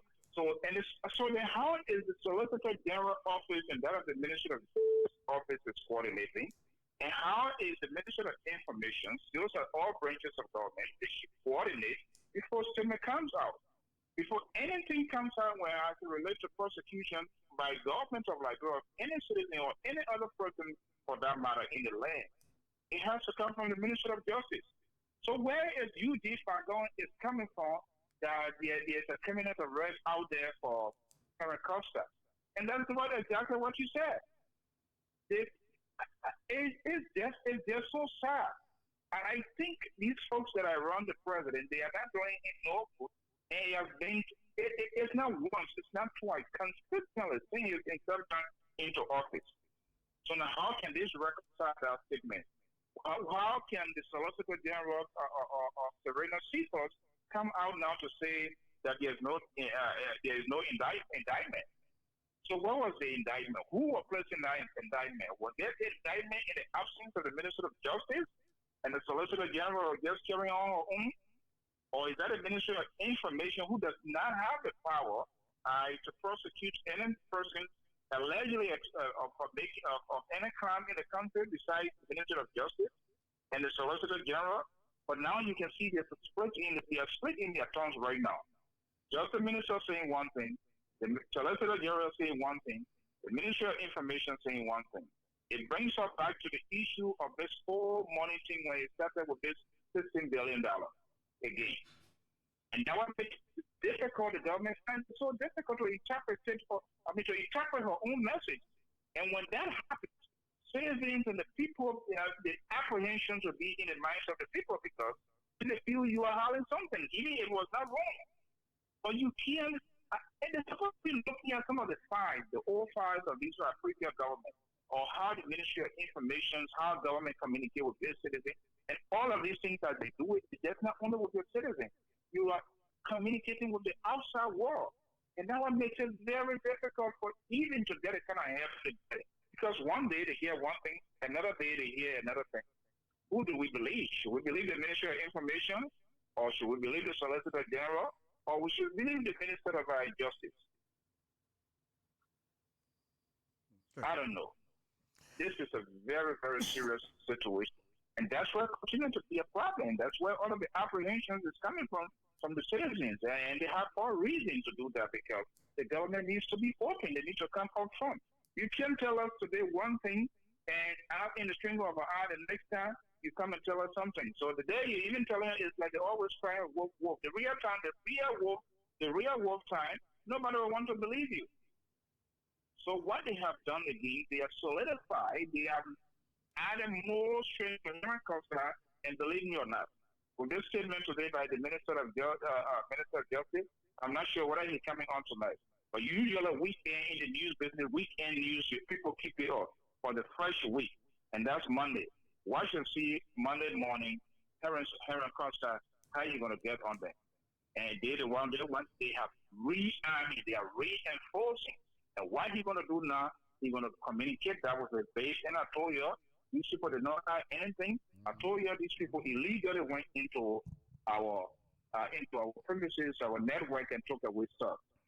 So is the Ministry of Justice saying now that there was no crime, Henry Costa did not do anything, and if there was no any crime or there was no any wrongdoing, then why his network was shut off? If he said there is no issue, because it's saying now there is no anything against him. So if he arrives in Liberia today, you can arrest him. Right. Okay. Thank you, Mr. So. That's the voice of Mr. Alfonso Zioso. We're in this for the long haul. Thank you so much. Thank you, Mr. So. Appreciate it. Thank you very much. That's Mr. So, the LPR chief executive himself. Again, folks, Samson told LeBron Public Radio, I think we just need to put a number up there. So if you have, if you want to give me a call, please do so, 916-533-2048. As I was saying to Mr. Costa, I just want to appeal to Mr. Costa, the fact that our brothers and sisters are not all up there yet. We're trying our best. And I would say to Mr. Costa to seize reason. Because to be honest with you, I'm not in support of this calling for protest to remove a sitting president, an elected president, because it could happen to you tomorrow. So you don't want to start these kinds of stuff. You can protest like you did in June during June 7 protests and demand certain things within the government, but to say the government must resign. I think then we're pushing ourselves to a position that perhaps it's unredeemable, to be honest, and not only unredeemable, but it's unsustainable either. You can't sustain that kind of behavior. Therefore, who next? So say you're successful in removing Dr. Wiao. Then who next? Samson To, LeBron Public Radio. What's your name? Where you're calling from? What's on your mind? Hey, Franklin, my name is George Cameron. How you doing? I'm calling from Houston, Texas. Oh, Mr. Cameron, thank you very much for joining us. What's on your mind, sir? Yeah, I just want to join you with the topic that you're discussing in regards to the protest, Costa, and what have you. And some points that you guys touch on, so I just want to throw some light there. Yeah, please. Please do so. Go ahead. Okay. Yeah. So second to the last caller, the guy who was talking about the media and what have you, he touches some point. The whole CDC government, George, I don't know, the way he's silent in the whole country, get everybody in doubt. You see, everybody in doubt how the government moving and things are happening. He can't come out to talk. A president, we have not seen a president be quiet like this before. A whole lot of stuff going on in Liberia, the president cannot say anything about it. Like some of the things you were talking about, Costa. When Costa says something, there should be somebody to come out and say, okay, send this and the mentor everyone, this is the proof of what happened or we didn't do this one. Then of course all the things will not go on, in Liberia. And besides that, whatever information that Costa come out with on the radio is a fight because nobody come here to counter it. So it's a fight. Whether he lie or not, nobody come here to counter it. But I believe that he always come out with a fight, show the information, he bring proof, and to show the people that this is what he got on his mind. And as a result of that, the information is out there. And then about the protest, Henry Costa, he don't just want to make protest. If you remember the July, are you there? Something? Yeah, yes. I'm listening to you, sir. Go ahead. Okay. You remember the June 7th protest that he organized in Liberia. Before the protest, people said a whole lot of things. Oh, Costa want to bring war, he want to bring gun, and what I feel. He said, I'm not bringing no gun. We just want to wake up Georgia. That was the thing, yeah. He said, Georgia sleeping. We want to slide in your ear, liberal speaking. You put slide in the ear, then you wake up. So you can win the country. And if you are father, you see your children are angry with you, they bring complaint to you. You know them. The children, they will have some kind of different feeling about you. I think what I saw, you are a father. You know exactly what I'm talking about. Right. So we are the president for Liberia. If we will not vote for him, he is our president.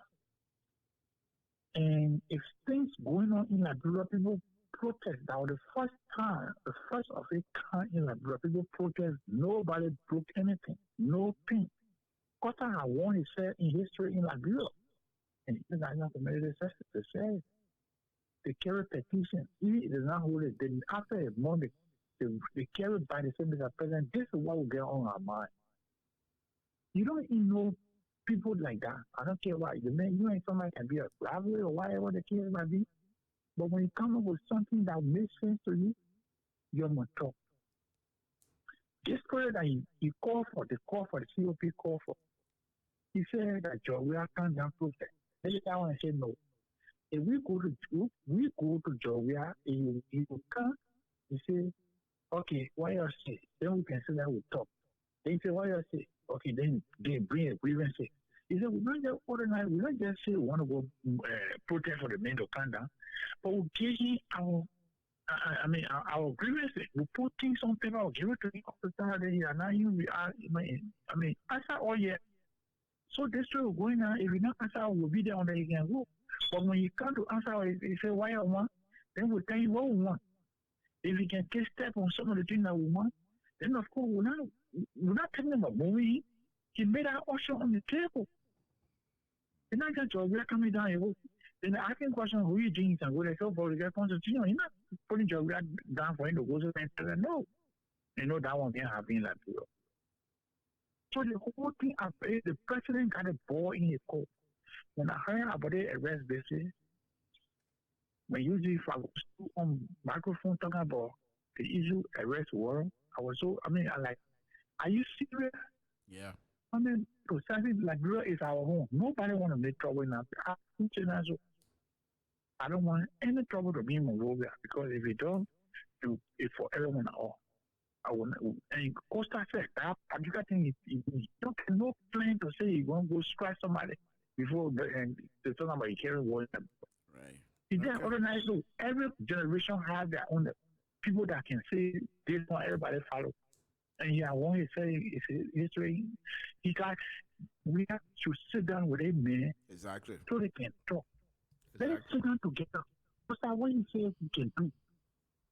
Because you know when you do anything, if it's tomorrow, like you were talking, if they groundwork, tomorrow you can put your hands on the president. You don't think that somebody else can come from behind, if for any reason a shortcoming, somebody make use of it, and putting to stand up against him too, you think you will talk? You, because you did it before. Right. But that's not what you want to do.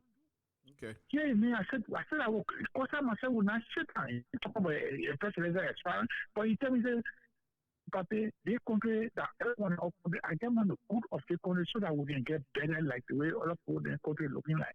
The job I myself, he can say, look, sit down, we will talk. The thing why you might have the thing put together, there are 100 people for everyone. Oh, the number one. Can I call you should tell you something?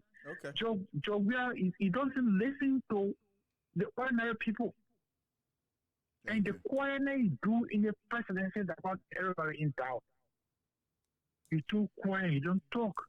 Then the other person, oh, when the man not talk, that means he getting in your mind going to know. Quiet person is a more dangerous person in the whole entire world. I can tell you that for a fact. But those who talk, they only talk that when they talk, they know exactly what they want to do. Okay. But Joe will answer, he didn't know. For anybody who just keep quiet in this time that we're in the talking time, everybody gets. Before then, our days in Monrovia in the 80s, we now have cell phone who are on Facebook. Nobody was there, but now the news is everywhere. Right. Like right. someone to like what I said. Everybody now, those to be consuming the news now, they are the news maker now, they're making the news. Something happening in Monrovia, you take the cell phone, you go live, the whole world will see you. Right. Whether that's true, that loud, the whole world will see you. So there should be somebody like a way. It says a word where they say, it will be the fire brigade. When the fire plays, they go and pull it off. But the government, they are holding the fire brigade because they let the fire everywhere. They cause everybody when you use for good ready, they cause everybody. You don't do that. And they're making the things like this. Okay. Thank you, man. All right. Thank you. Thank you, my brother. Thank you very much. We appreciate it. Folks, again, Samson told LIBERIA Public Radio. Give us a call here, 916-533-2048. And I think every one of us on the same page. I think all of us have the good thing for Liberia. But as I was saying to Mr. Costa, I think Mr. Costa, I think until the color call, I think I now also believe that Mr. Costa will want to make sure that nothing's bad happened to his brothers and sisters, because I think he do. There was let me just say this here, and I've been saying that Mr. Costa is a very respectful human being. All right, let me take the call. Samson told LIBERIA Public Radio, what's your name, where you're calling from, what's on your mind? Yeah, this is Real Defense. I'm calling from Arizona. Okay, welcome on LIBERIA Public Radio. What's on your mind, sir? Yeah, I heard a caller talking about how the president can't talk, and then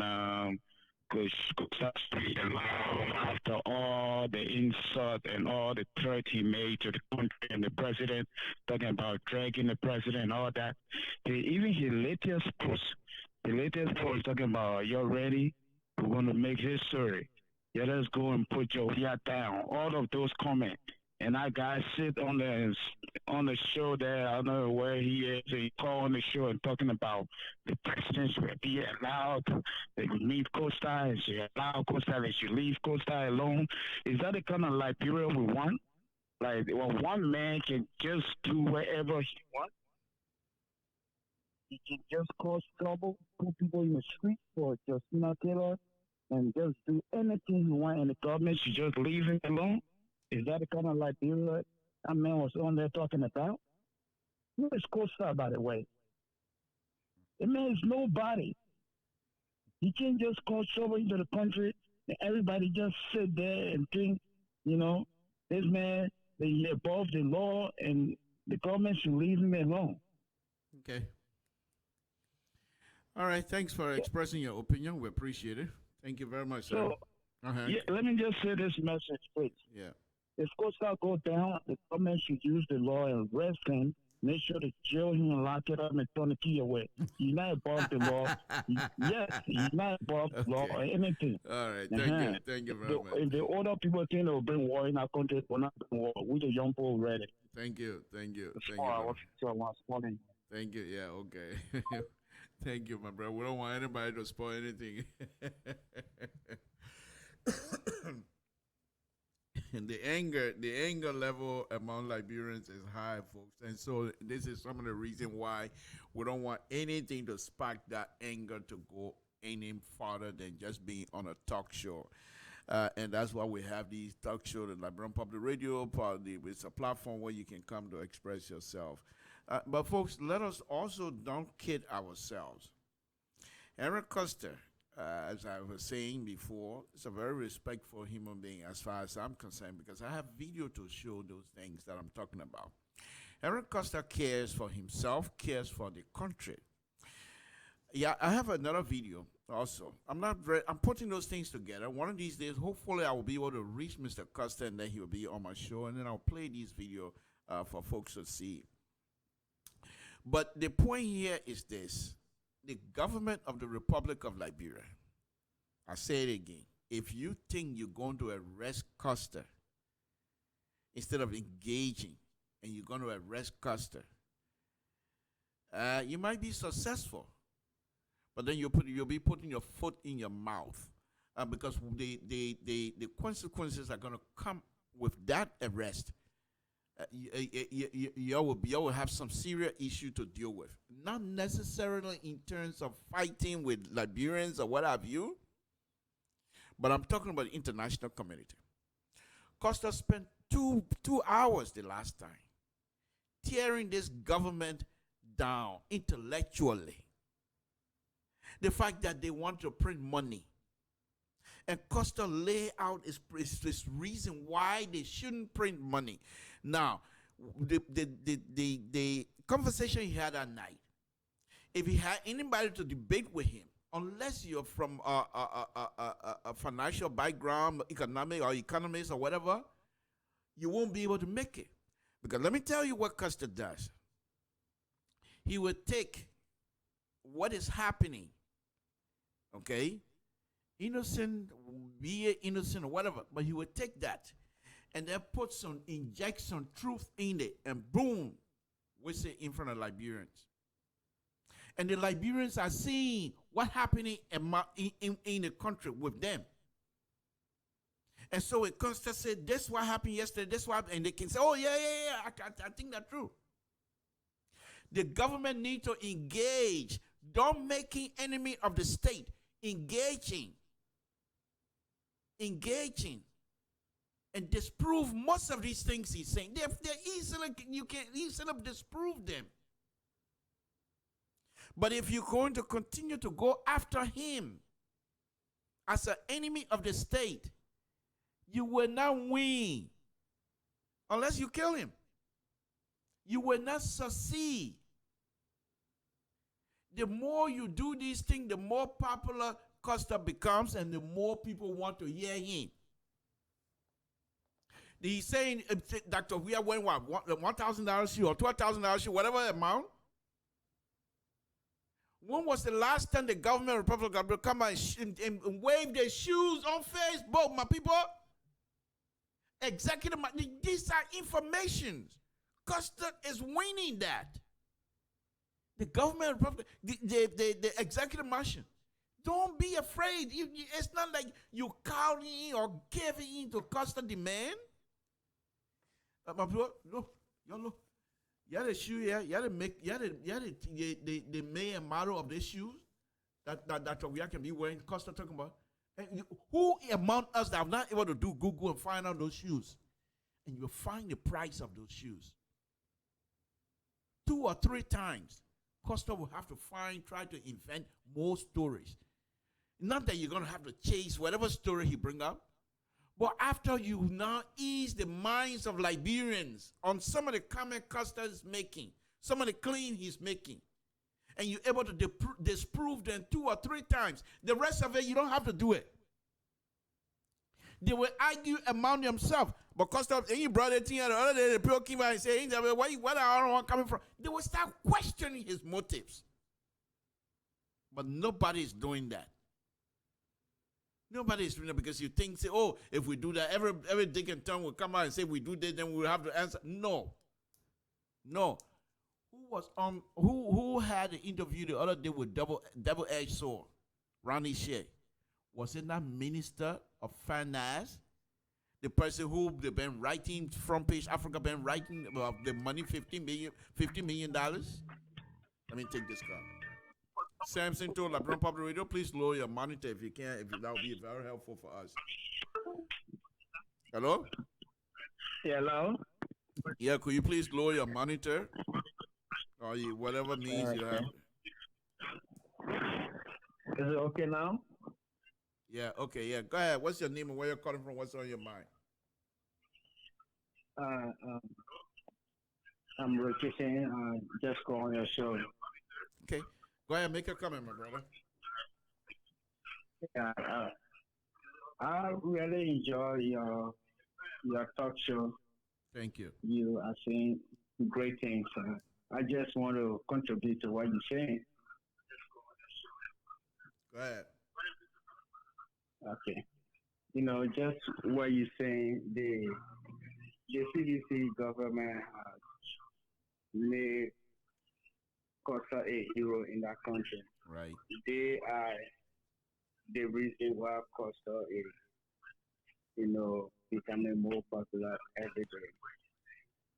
I'm one of the persons that listen to Costa, and just what you're saying, you cannot hear any CDC official come out and dispute whatever Costa says on his show. Man, I have not heard one. Since to be talking, for example, Costa says, where is the money? Where is the system there? They can tell the Liberians where is the money. The 25 million map up. And he makes fun out of them. So he says, 12 match the money, he makes fun that he match the money into his pocket, George Weah. And he's right. Even though some of us don't live in the country, they can tell the Liberian people the detail of that $25 million matter. That's not a fun. So then the fee Costa is arrogant. So Liberians are listening to Costa. They believe what he's saying. They really, really believe. I'm one of them. I don't live in the country, but I believe what Costa says. Because they can't just tell the Liberian people if Costa is lying or not. And I just learned something from your show today. I did not know Costa left from here for June 7, demonstration. I actually did not know that. I asked friends and family back when they said it was peaceful. So there's no way this government will be able to arrest Costa and say that he's inciting Liberians against the government. I don't think they have that evidence. They might do it to arrest him, but I think that might be an error. For me, they will just forget about him because they will make him twice popular again. They will make Costa a hero if they attempt to arrest him. So, okay. I just wanted to just forget it, listen to Costa. I think they will take the advice. Let them really go on conversation with Costa to disprove what Costa is saying to the Liberian people. Thank you. Thank you. Thank you so much. Thank you. Thank you, my brother. We appreciate it. And just as a young man say, I mean, you can't have these kinds of things and you think you're gonna win. They have CDC TV now, which I believe is a very good thing, and I congratulate you then the other day. But it must be used for the interest of every one of us. Give us some good information. It must not be used to go after individuals, Liberians. Now, let me get back to the point that I was making. Okay, Honorable Custer, as I was saying, he continued to eat these people for lunch. Because, for example, if I'm here and somebody says something about me, if I'm not going to respond, and no one else that know who Samson told, and they all be quiet, then we're giving that person a lesson. Lesson to go and do whatever he wants to do and say whatever he wants to say about me. Okay? The government of the Republic, I'm not saying that they should, every instance, they should go and engage Custer. But Custer must be debunked in most of the things he's saying 3, 4, 5 times and leave it alone. Because when you do that, and it can be proven that what he said or what he's been saying, some of these things are not quite correct, that's all you need. Just put few holes into his stories. And Liberian going to fill the rest. But you can't sit here and cussing. You're tiny sedition. I'm telling you again, I'm using the word tiny again. You can't sit here and continue to cuss and say you're going to be angry. Why you here in America, you want to be angry? Why the brothers and sisters back home are suffering? And you say you're going to be here and be angry. The hardliners in CDC, they want the government to enforce the law. That on the CDC, that on the same CDC that was stoning the police, throwing rocks at police. So this is the time now for you guys, now that you have succeeded in being in a leadership. I keep saying this. The process that you use to come to power is the same process everyone would be using because that process was successful. Why you think people will go and reinvent the wheel again? They saw your engaged alien government, all kinds of nasty way, and you're keeping you're successful. What make your team say the other people say, okay, yeah, they'll go find something else? No, they will do exactly what you did because you were successful. If you fail, they will not follow it. That's life. But at this time, now that you are in power, how do you defend yourself? Not by finding enemy of the state, not by trying to crack down on people. The more you crack down, you can't crack down forever. And you're not going to silence every Liberian. Then Liberian going to say, oh, okay, that's a good thing. I think if you're doing this thing and the people... the people start following those who becomes a government agitator or whatever you want to call them. Okay? The people you consider the enemy of the state, other people consider them truth teller. Then you have issues. Now you have Liberians going after. If it means doing it in secret, they will do so. But then it becomes ungovernable for you. Is that what you want? Henry Costa is one person. That's fine. But that's why you can't get. He's very intelligent, smart. He can take one subject matter for 2 hours, discuss one subject matter. And he's not going to talk the way I'm talking. He talk, and the words comes out constantly. Giving information constantly. You can't make it with him because I think you can make it with talent. You send somebody over there to have the interview.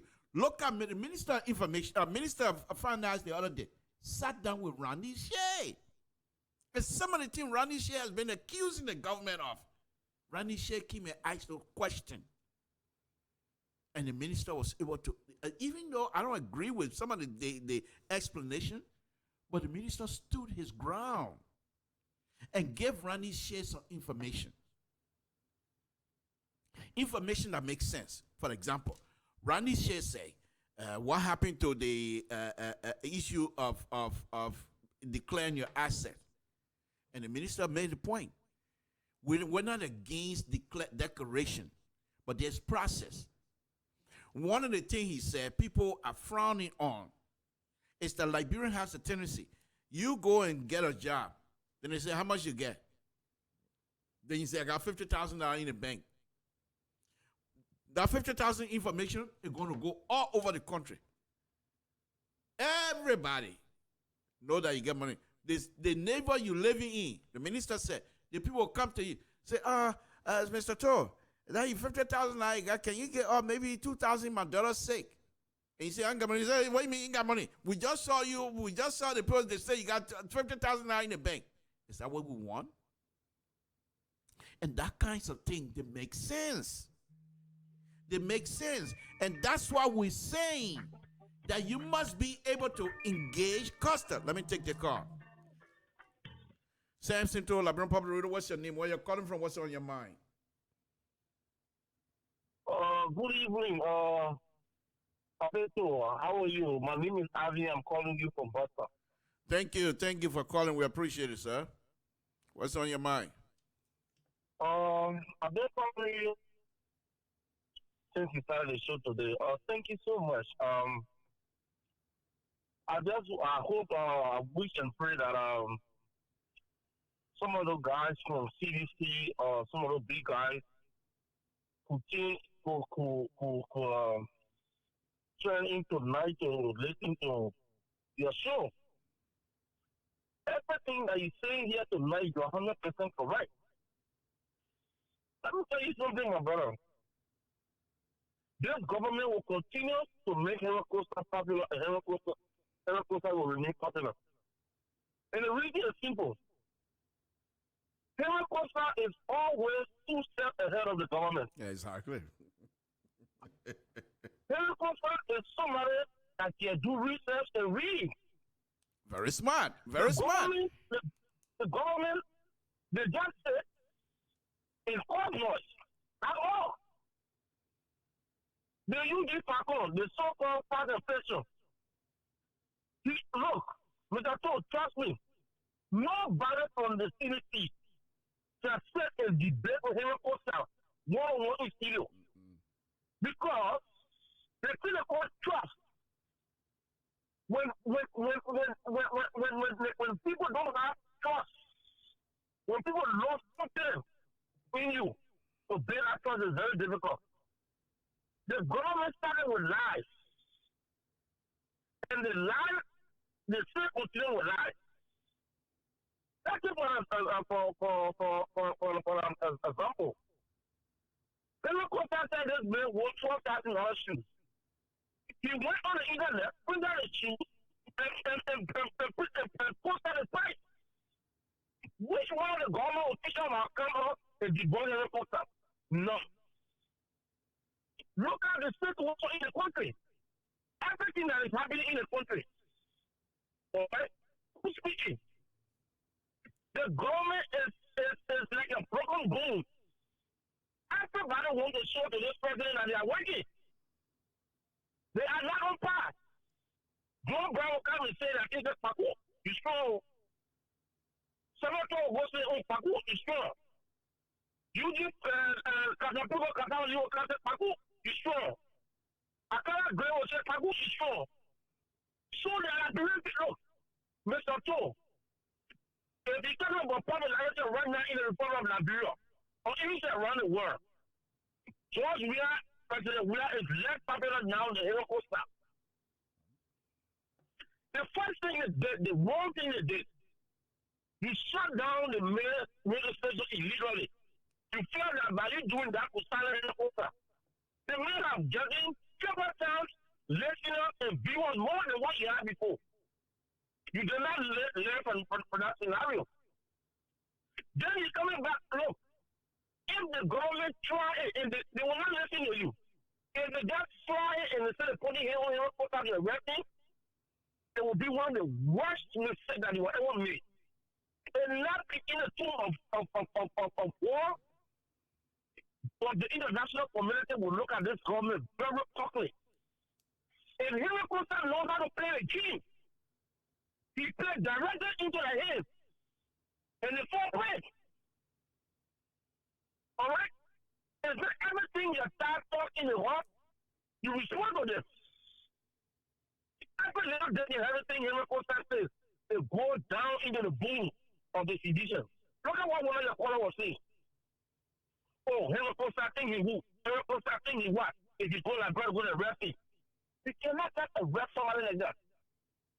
How many government officials can go and speak to VOA or BBC? Because they don't have the facts. And Mr. Two, how the government is supposed to sit down and think and look at themselves? How are they supposed to get all these sensitive information? Where? This is the question that the government need to ask themselves. This is not working in the government. But you are 2 to 3 steps ahead of the government. Everything that happens in the government before you know your man, they will cost it. So that should be a signal or a sign to George that the people that are innocent working with you, they don't like you.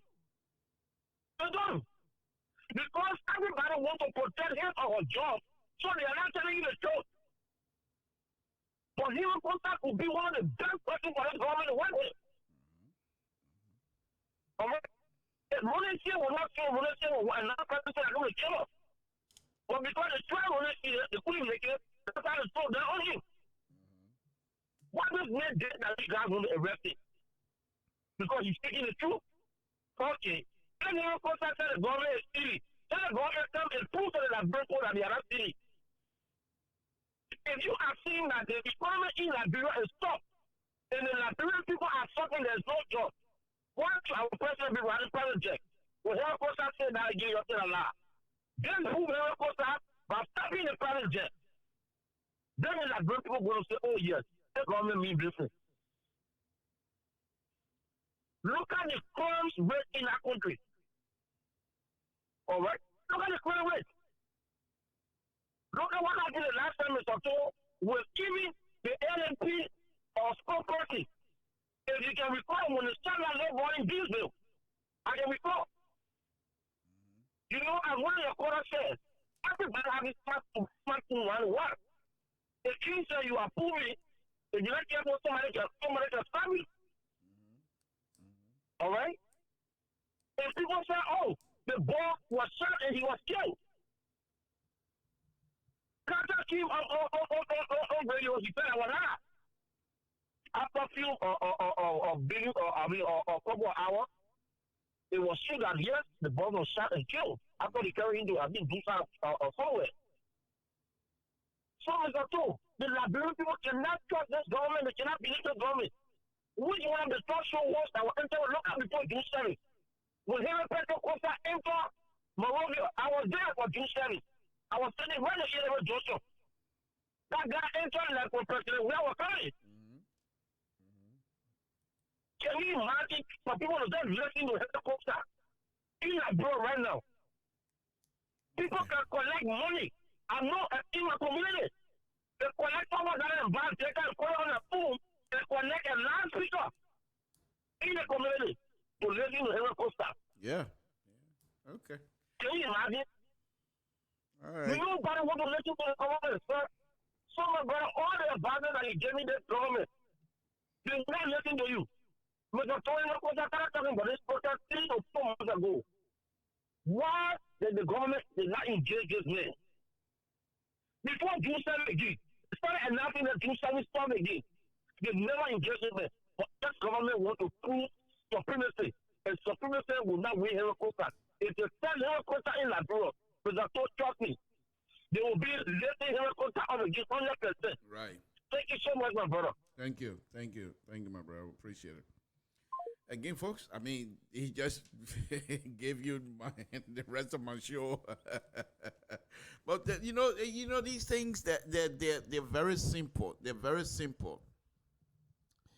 In the fact that some of us, I will not say some of us, I say me, I don't support Henry Costa and most of his dealing. In fact, some of the words he used against the president, I'm not comfortable with those things. I'm not comfortable with it. Even calling President rogue and all those kinds of stuff. First of all, he doesn't have no proof. But here's the other thing. Yes, the other thing that this government, tiny seditions, you understand.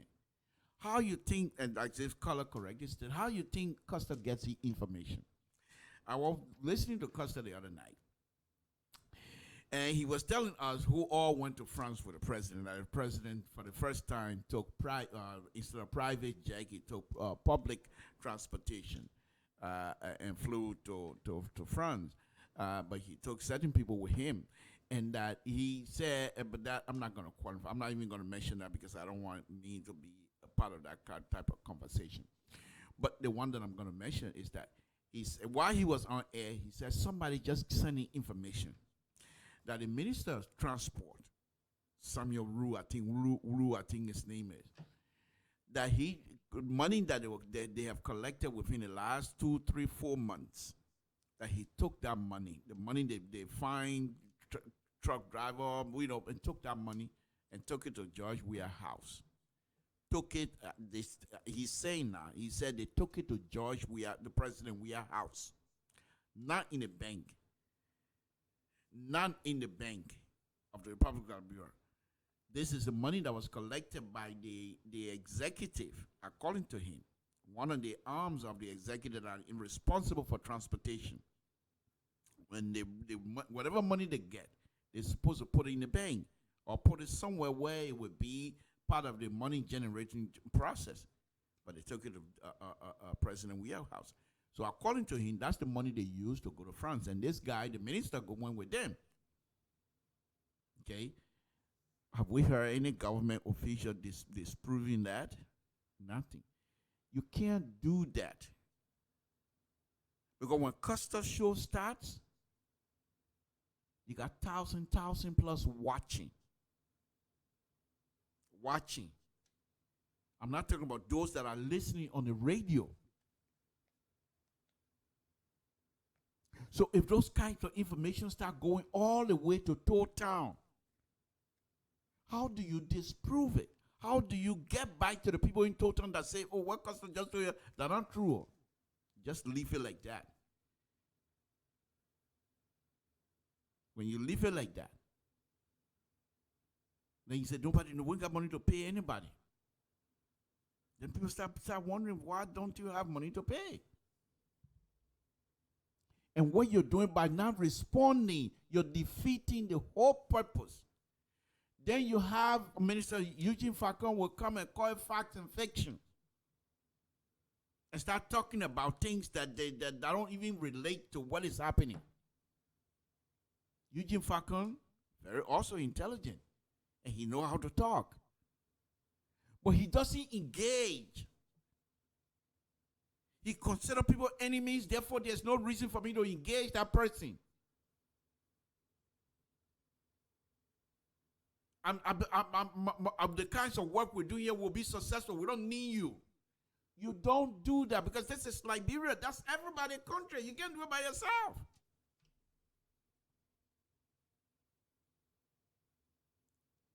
Okay? So these are the kinds of stuff that we continue to say.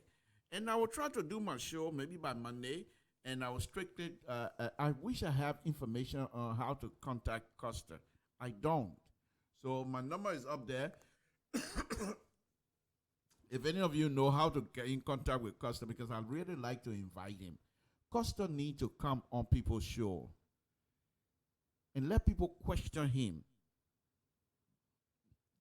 Costa is not afraid to get on anybody's show because he can explain.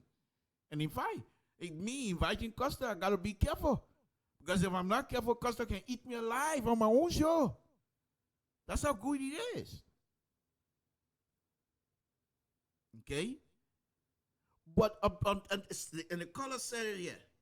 Every one of the guys, sedition, that call yourself book people, which one are you able to stand publicly and try to engage Costa face to face? Face to face. I'm not talking about fighting. I'm talking about intellectual engagement. You able?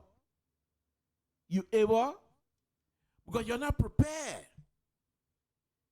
You people are so angry with him that when you engage him, you're not ready to even talk. You want to fight. And there's nothing in fighting. Because you will be defeated. Not fighting, but I mean, if you engage and you're not prepared, you will be defeated. And Costa have you guys, has CDC in the palm of his hands. Because there are people that are working for this government that continue to give him information. And he uses the information to get under your skin. So what is the best way? Listen to me. Take it from me, CDC, and tiny sedition. Take it from me. You sit down here in the United States, just like me. You finish eating heavy geba. Cassava leaf, palm butter. Your stomach full, just like me. Your stomach big, just like my stomach. They said that we're not going to allow CDC to do that kind of thing. We'll deal with him. You sit down here, oh. You sit down here in America, oh. Then you say you will deal with a man.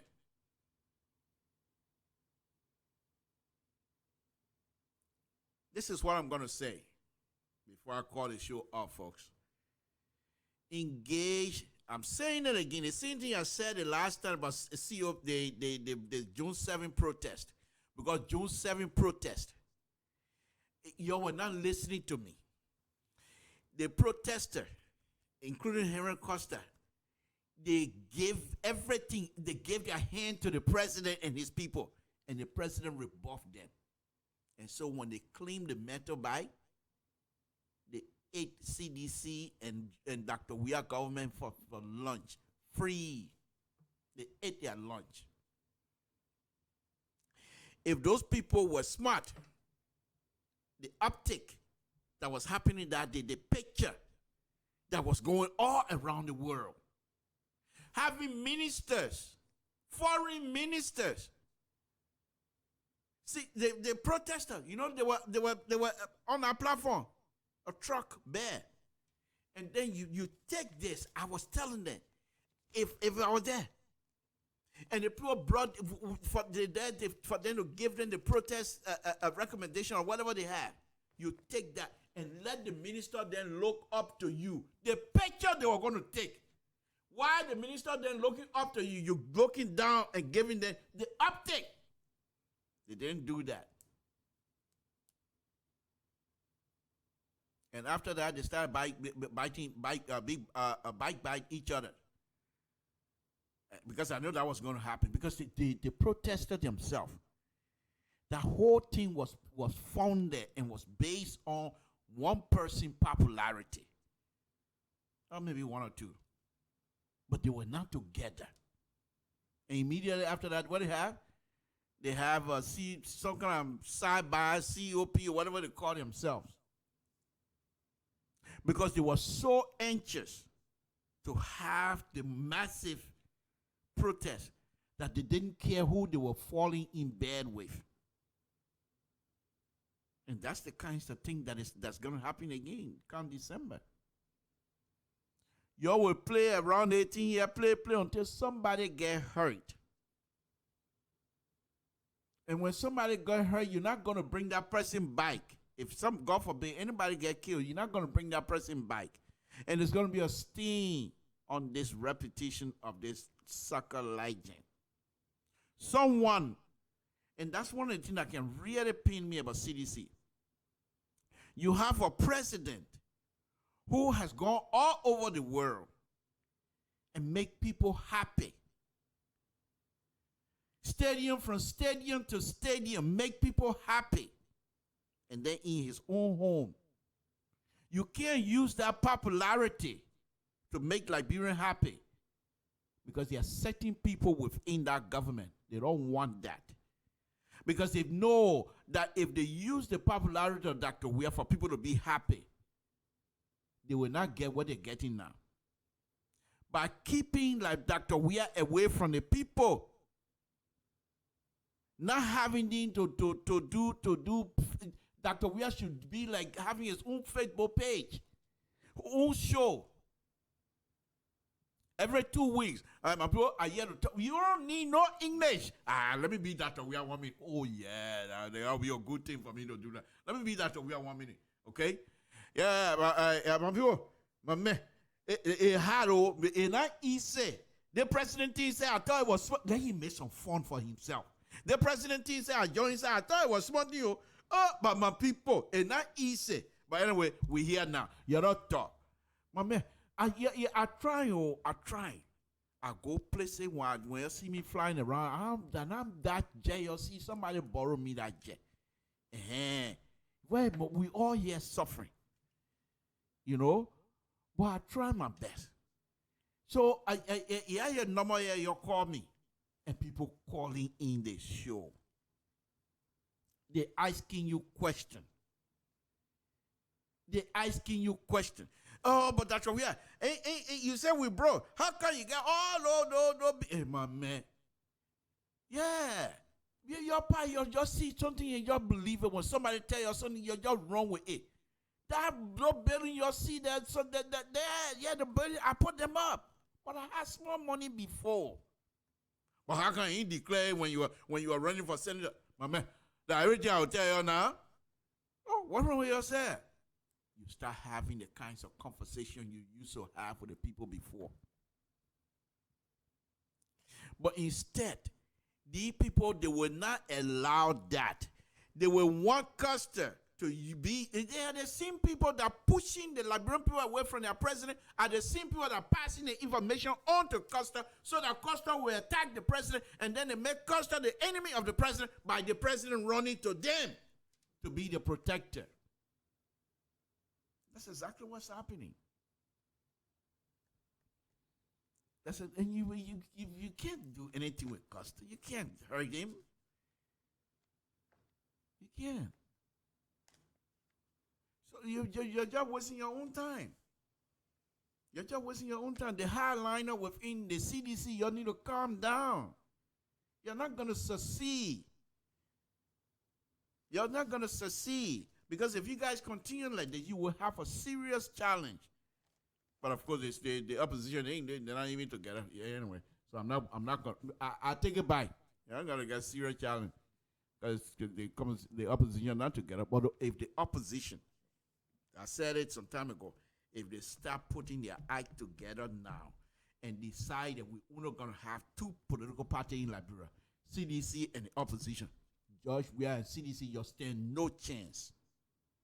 If the opposition put themselves together and forget about, which is not possible, but I'll just say anyway, because their ego among the opposition is bigger than the whole world. So they can't handle themselves. Yeah, they calm down a few days. They were causing each other the last time. They calm down a few days. It ain't happening your way. Wait till the election come around. You know what will happen? You know what? That's why I said the CDC, you need to put your act together. After the election, people were running from a Liberty Party coming to CDC. People were running from Unity Party coming to CDC. Those are the people, the CDC, when the real campaign started and the opposition, if they listen to me and put themselves together, you'll use those people that came running to you. You'll send them by, but tainted with virus, political virus. Tainted with political virus, and you'll send them back into the opposition. The opposition will take them because some of them used to run like Kofa, Florentine Kofa. Then he used to be Liberty Party chairman. If he's tainted, CDC put some kind of tainted political virus and put it on him and say, now go back to the Liberty Party. He get away and start big confusion. Something too. You see what I'm going with this thing? But you can't do it with Custer cutting your legs day in, day out, eating your lunch. Folks, Samson told Liberian Public Radio. We've been here for quite a while.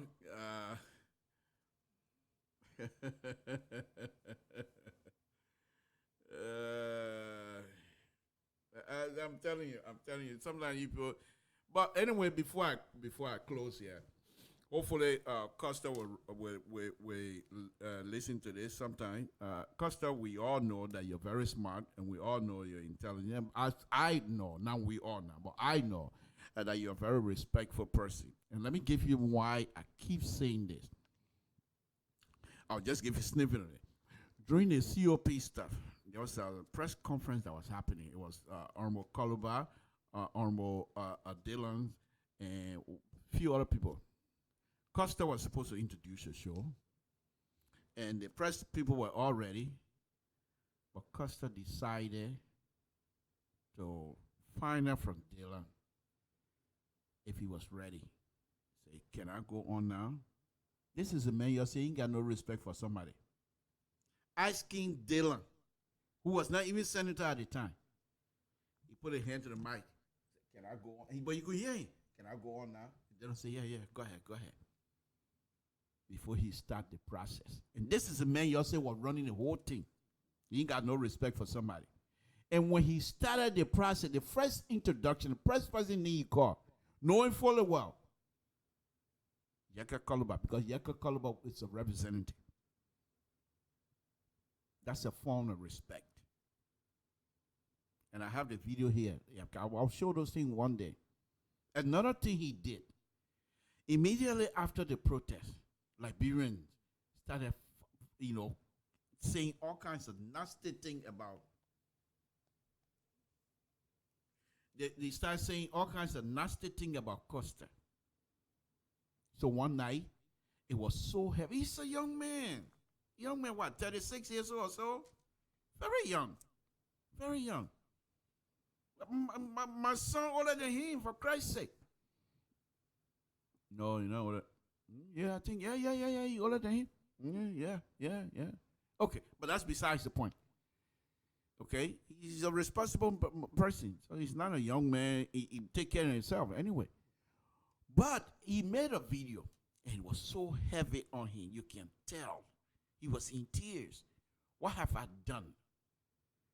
All I try to do is to care for the Liberian people. And people saying all kinds of nasty things about me. But anyway, and I'm just paraphrasing that. Anyway, this is what I decided to do. But I want at 2 o'clock at night when he made that video. In a t-shirt. I copied that video. He sent it out. But not many people pay attention to it. I copied that video and I still have that. Those are the time when people make those kinds of video. They are exposed. Internally exposed. You can tell who they are. And so we have to make sure that when Costa is engaged, it's not like you think, what wrong with your tiny sedition said? If Dr. Weah engaged Costa, would that make Dr. Weah not to be president of the Republic of Liberia again? No, but then Dr. Weah has tried to avoid certain aspect that perhaps might not boast well for his leadership. Costa go to Liberia, you catch Costa and put in the Liberia, you think that will boast well for Dr. Weah leadership? Only to you tiny sedition that are calling yourself hardliner. It's just a matter of time. Because already, you see the Justice Minister already saying, distancing himself from factor nonsense. I call it that. Okay? So when the pressure comes, the Justice Minister will be the first person. But as I told them, they didn't listen to me. These are the kinds of things that you hear today or during the war. Oh, we used to tell Doe, but you're not listening to people. That's how it starts. People they're not going to be truthful. They're sinking praises because right now they want the food. But as long as you're in trouble and you're not in the position, they turn against you. And we used to tell them, man, you're not listening to us. We've seen it before. And it's not too far removed from all of us. Again, folks, this is Samson to LeBron Public Radio. Let me do this here. Honorable Custard, if you have the time, please give us a call here sometimes. If you want to come on our show, I will try my best to see if I can contact you to come on my show so we can have a conversation. I hope to do that before the December trip because somebody need to not challenge you, but to be from the other side, question you, some of the things you're saying, and let people question you. Why are you saying these kinds of things? you know? Because when you're on your show, nobody question that. You just say it because you're on your show. But when you come on other people's show, they will now question you. Hopefully, by the time you come, I will have done my research and have done some serious questions to ask. Not degrading. That's not what I do. I respect you. I don't agree with some of the things you do, but I respect you. I respect you. And I'm not going to do anything to endanger that respect that I have for you.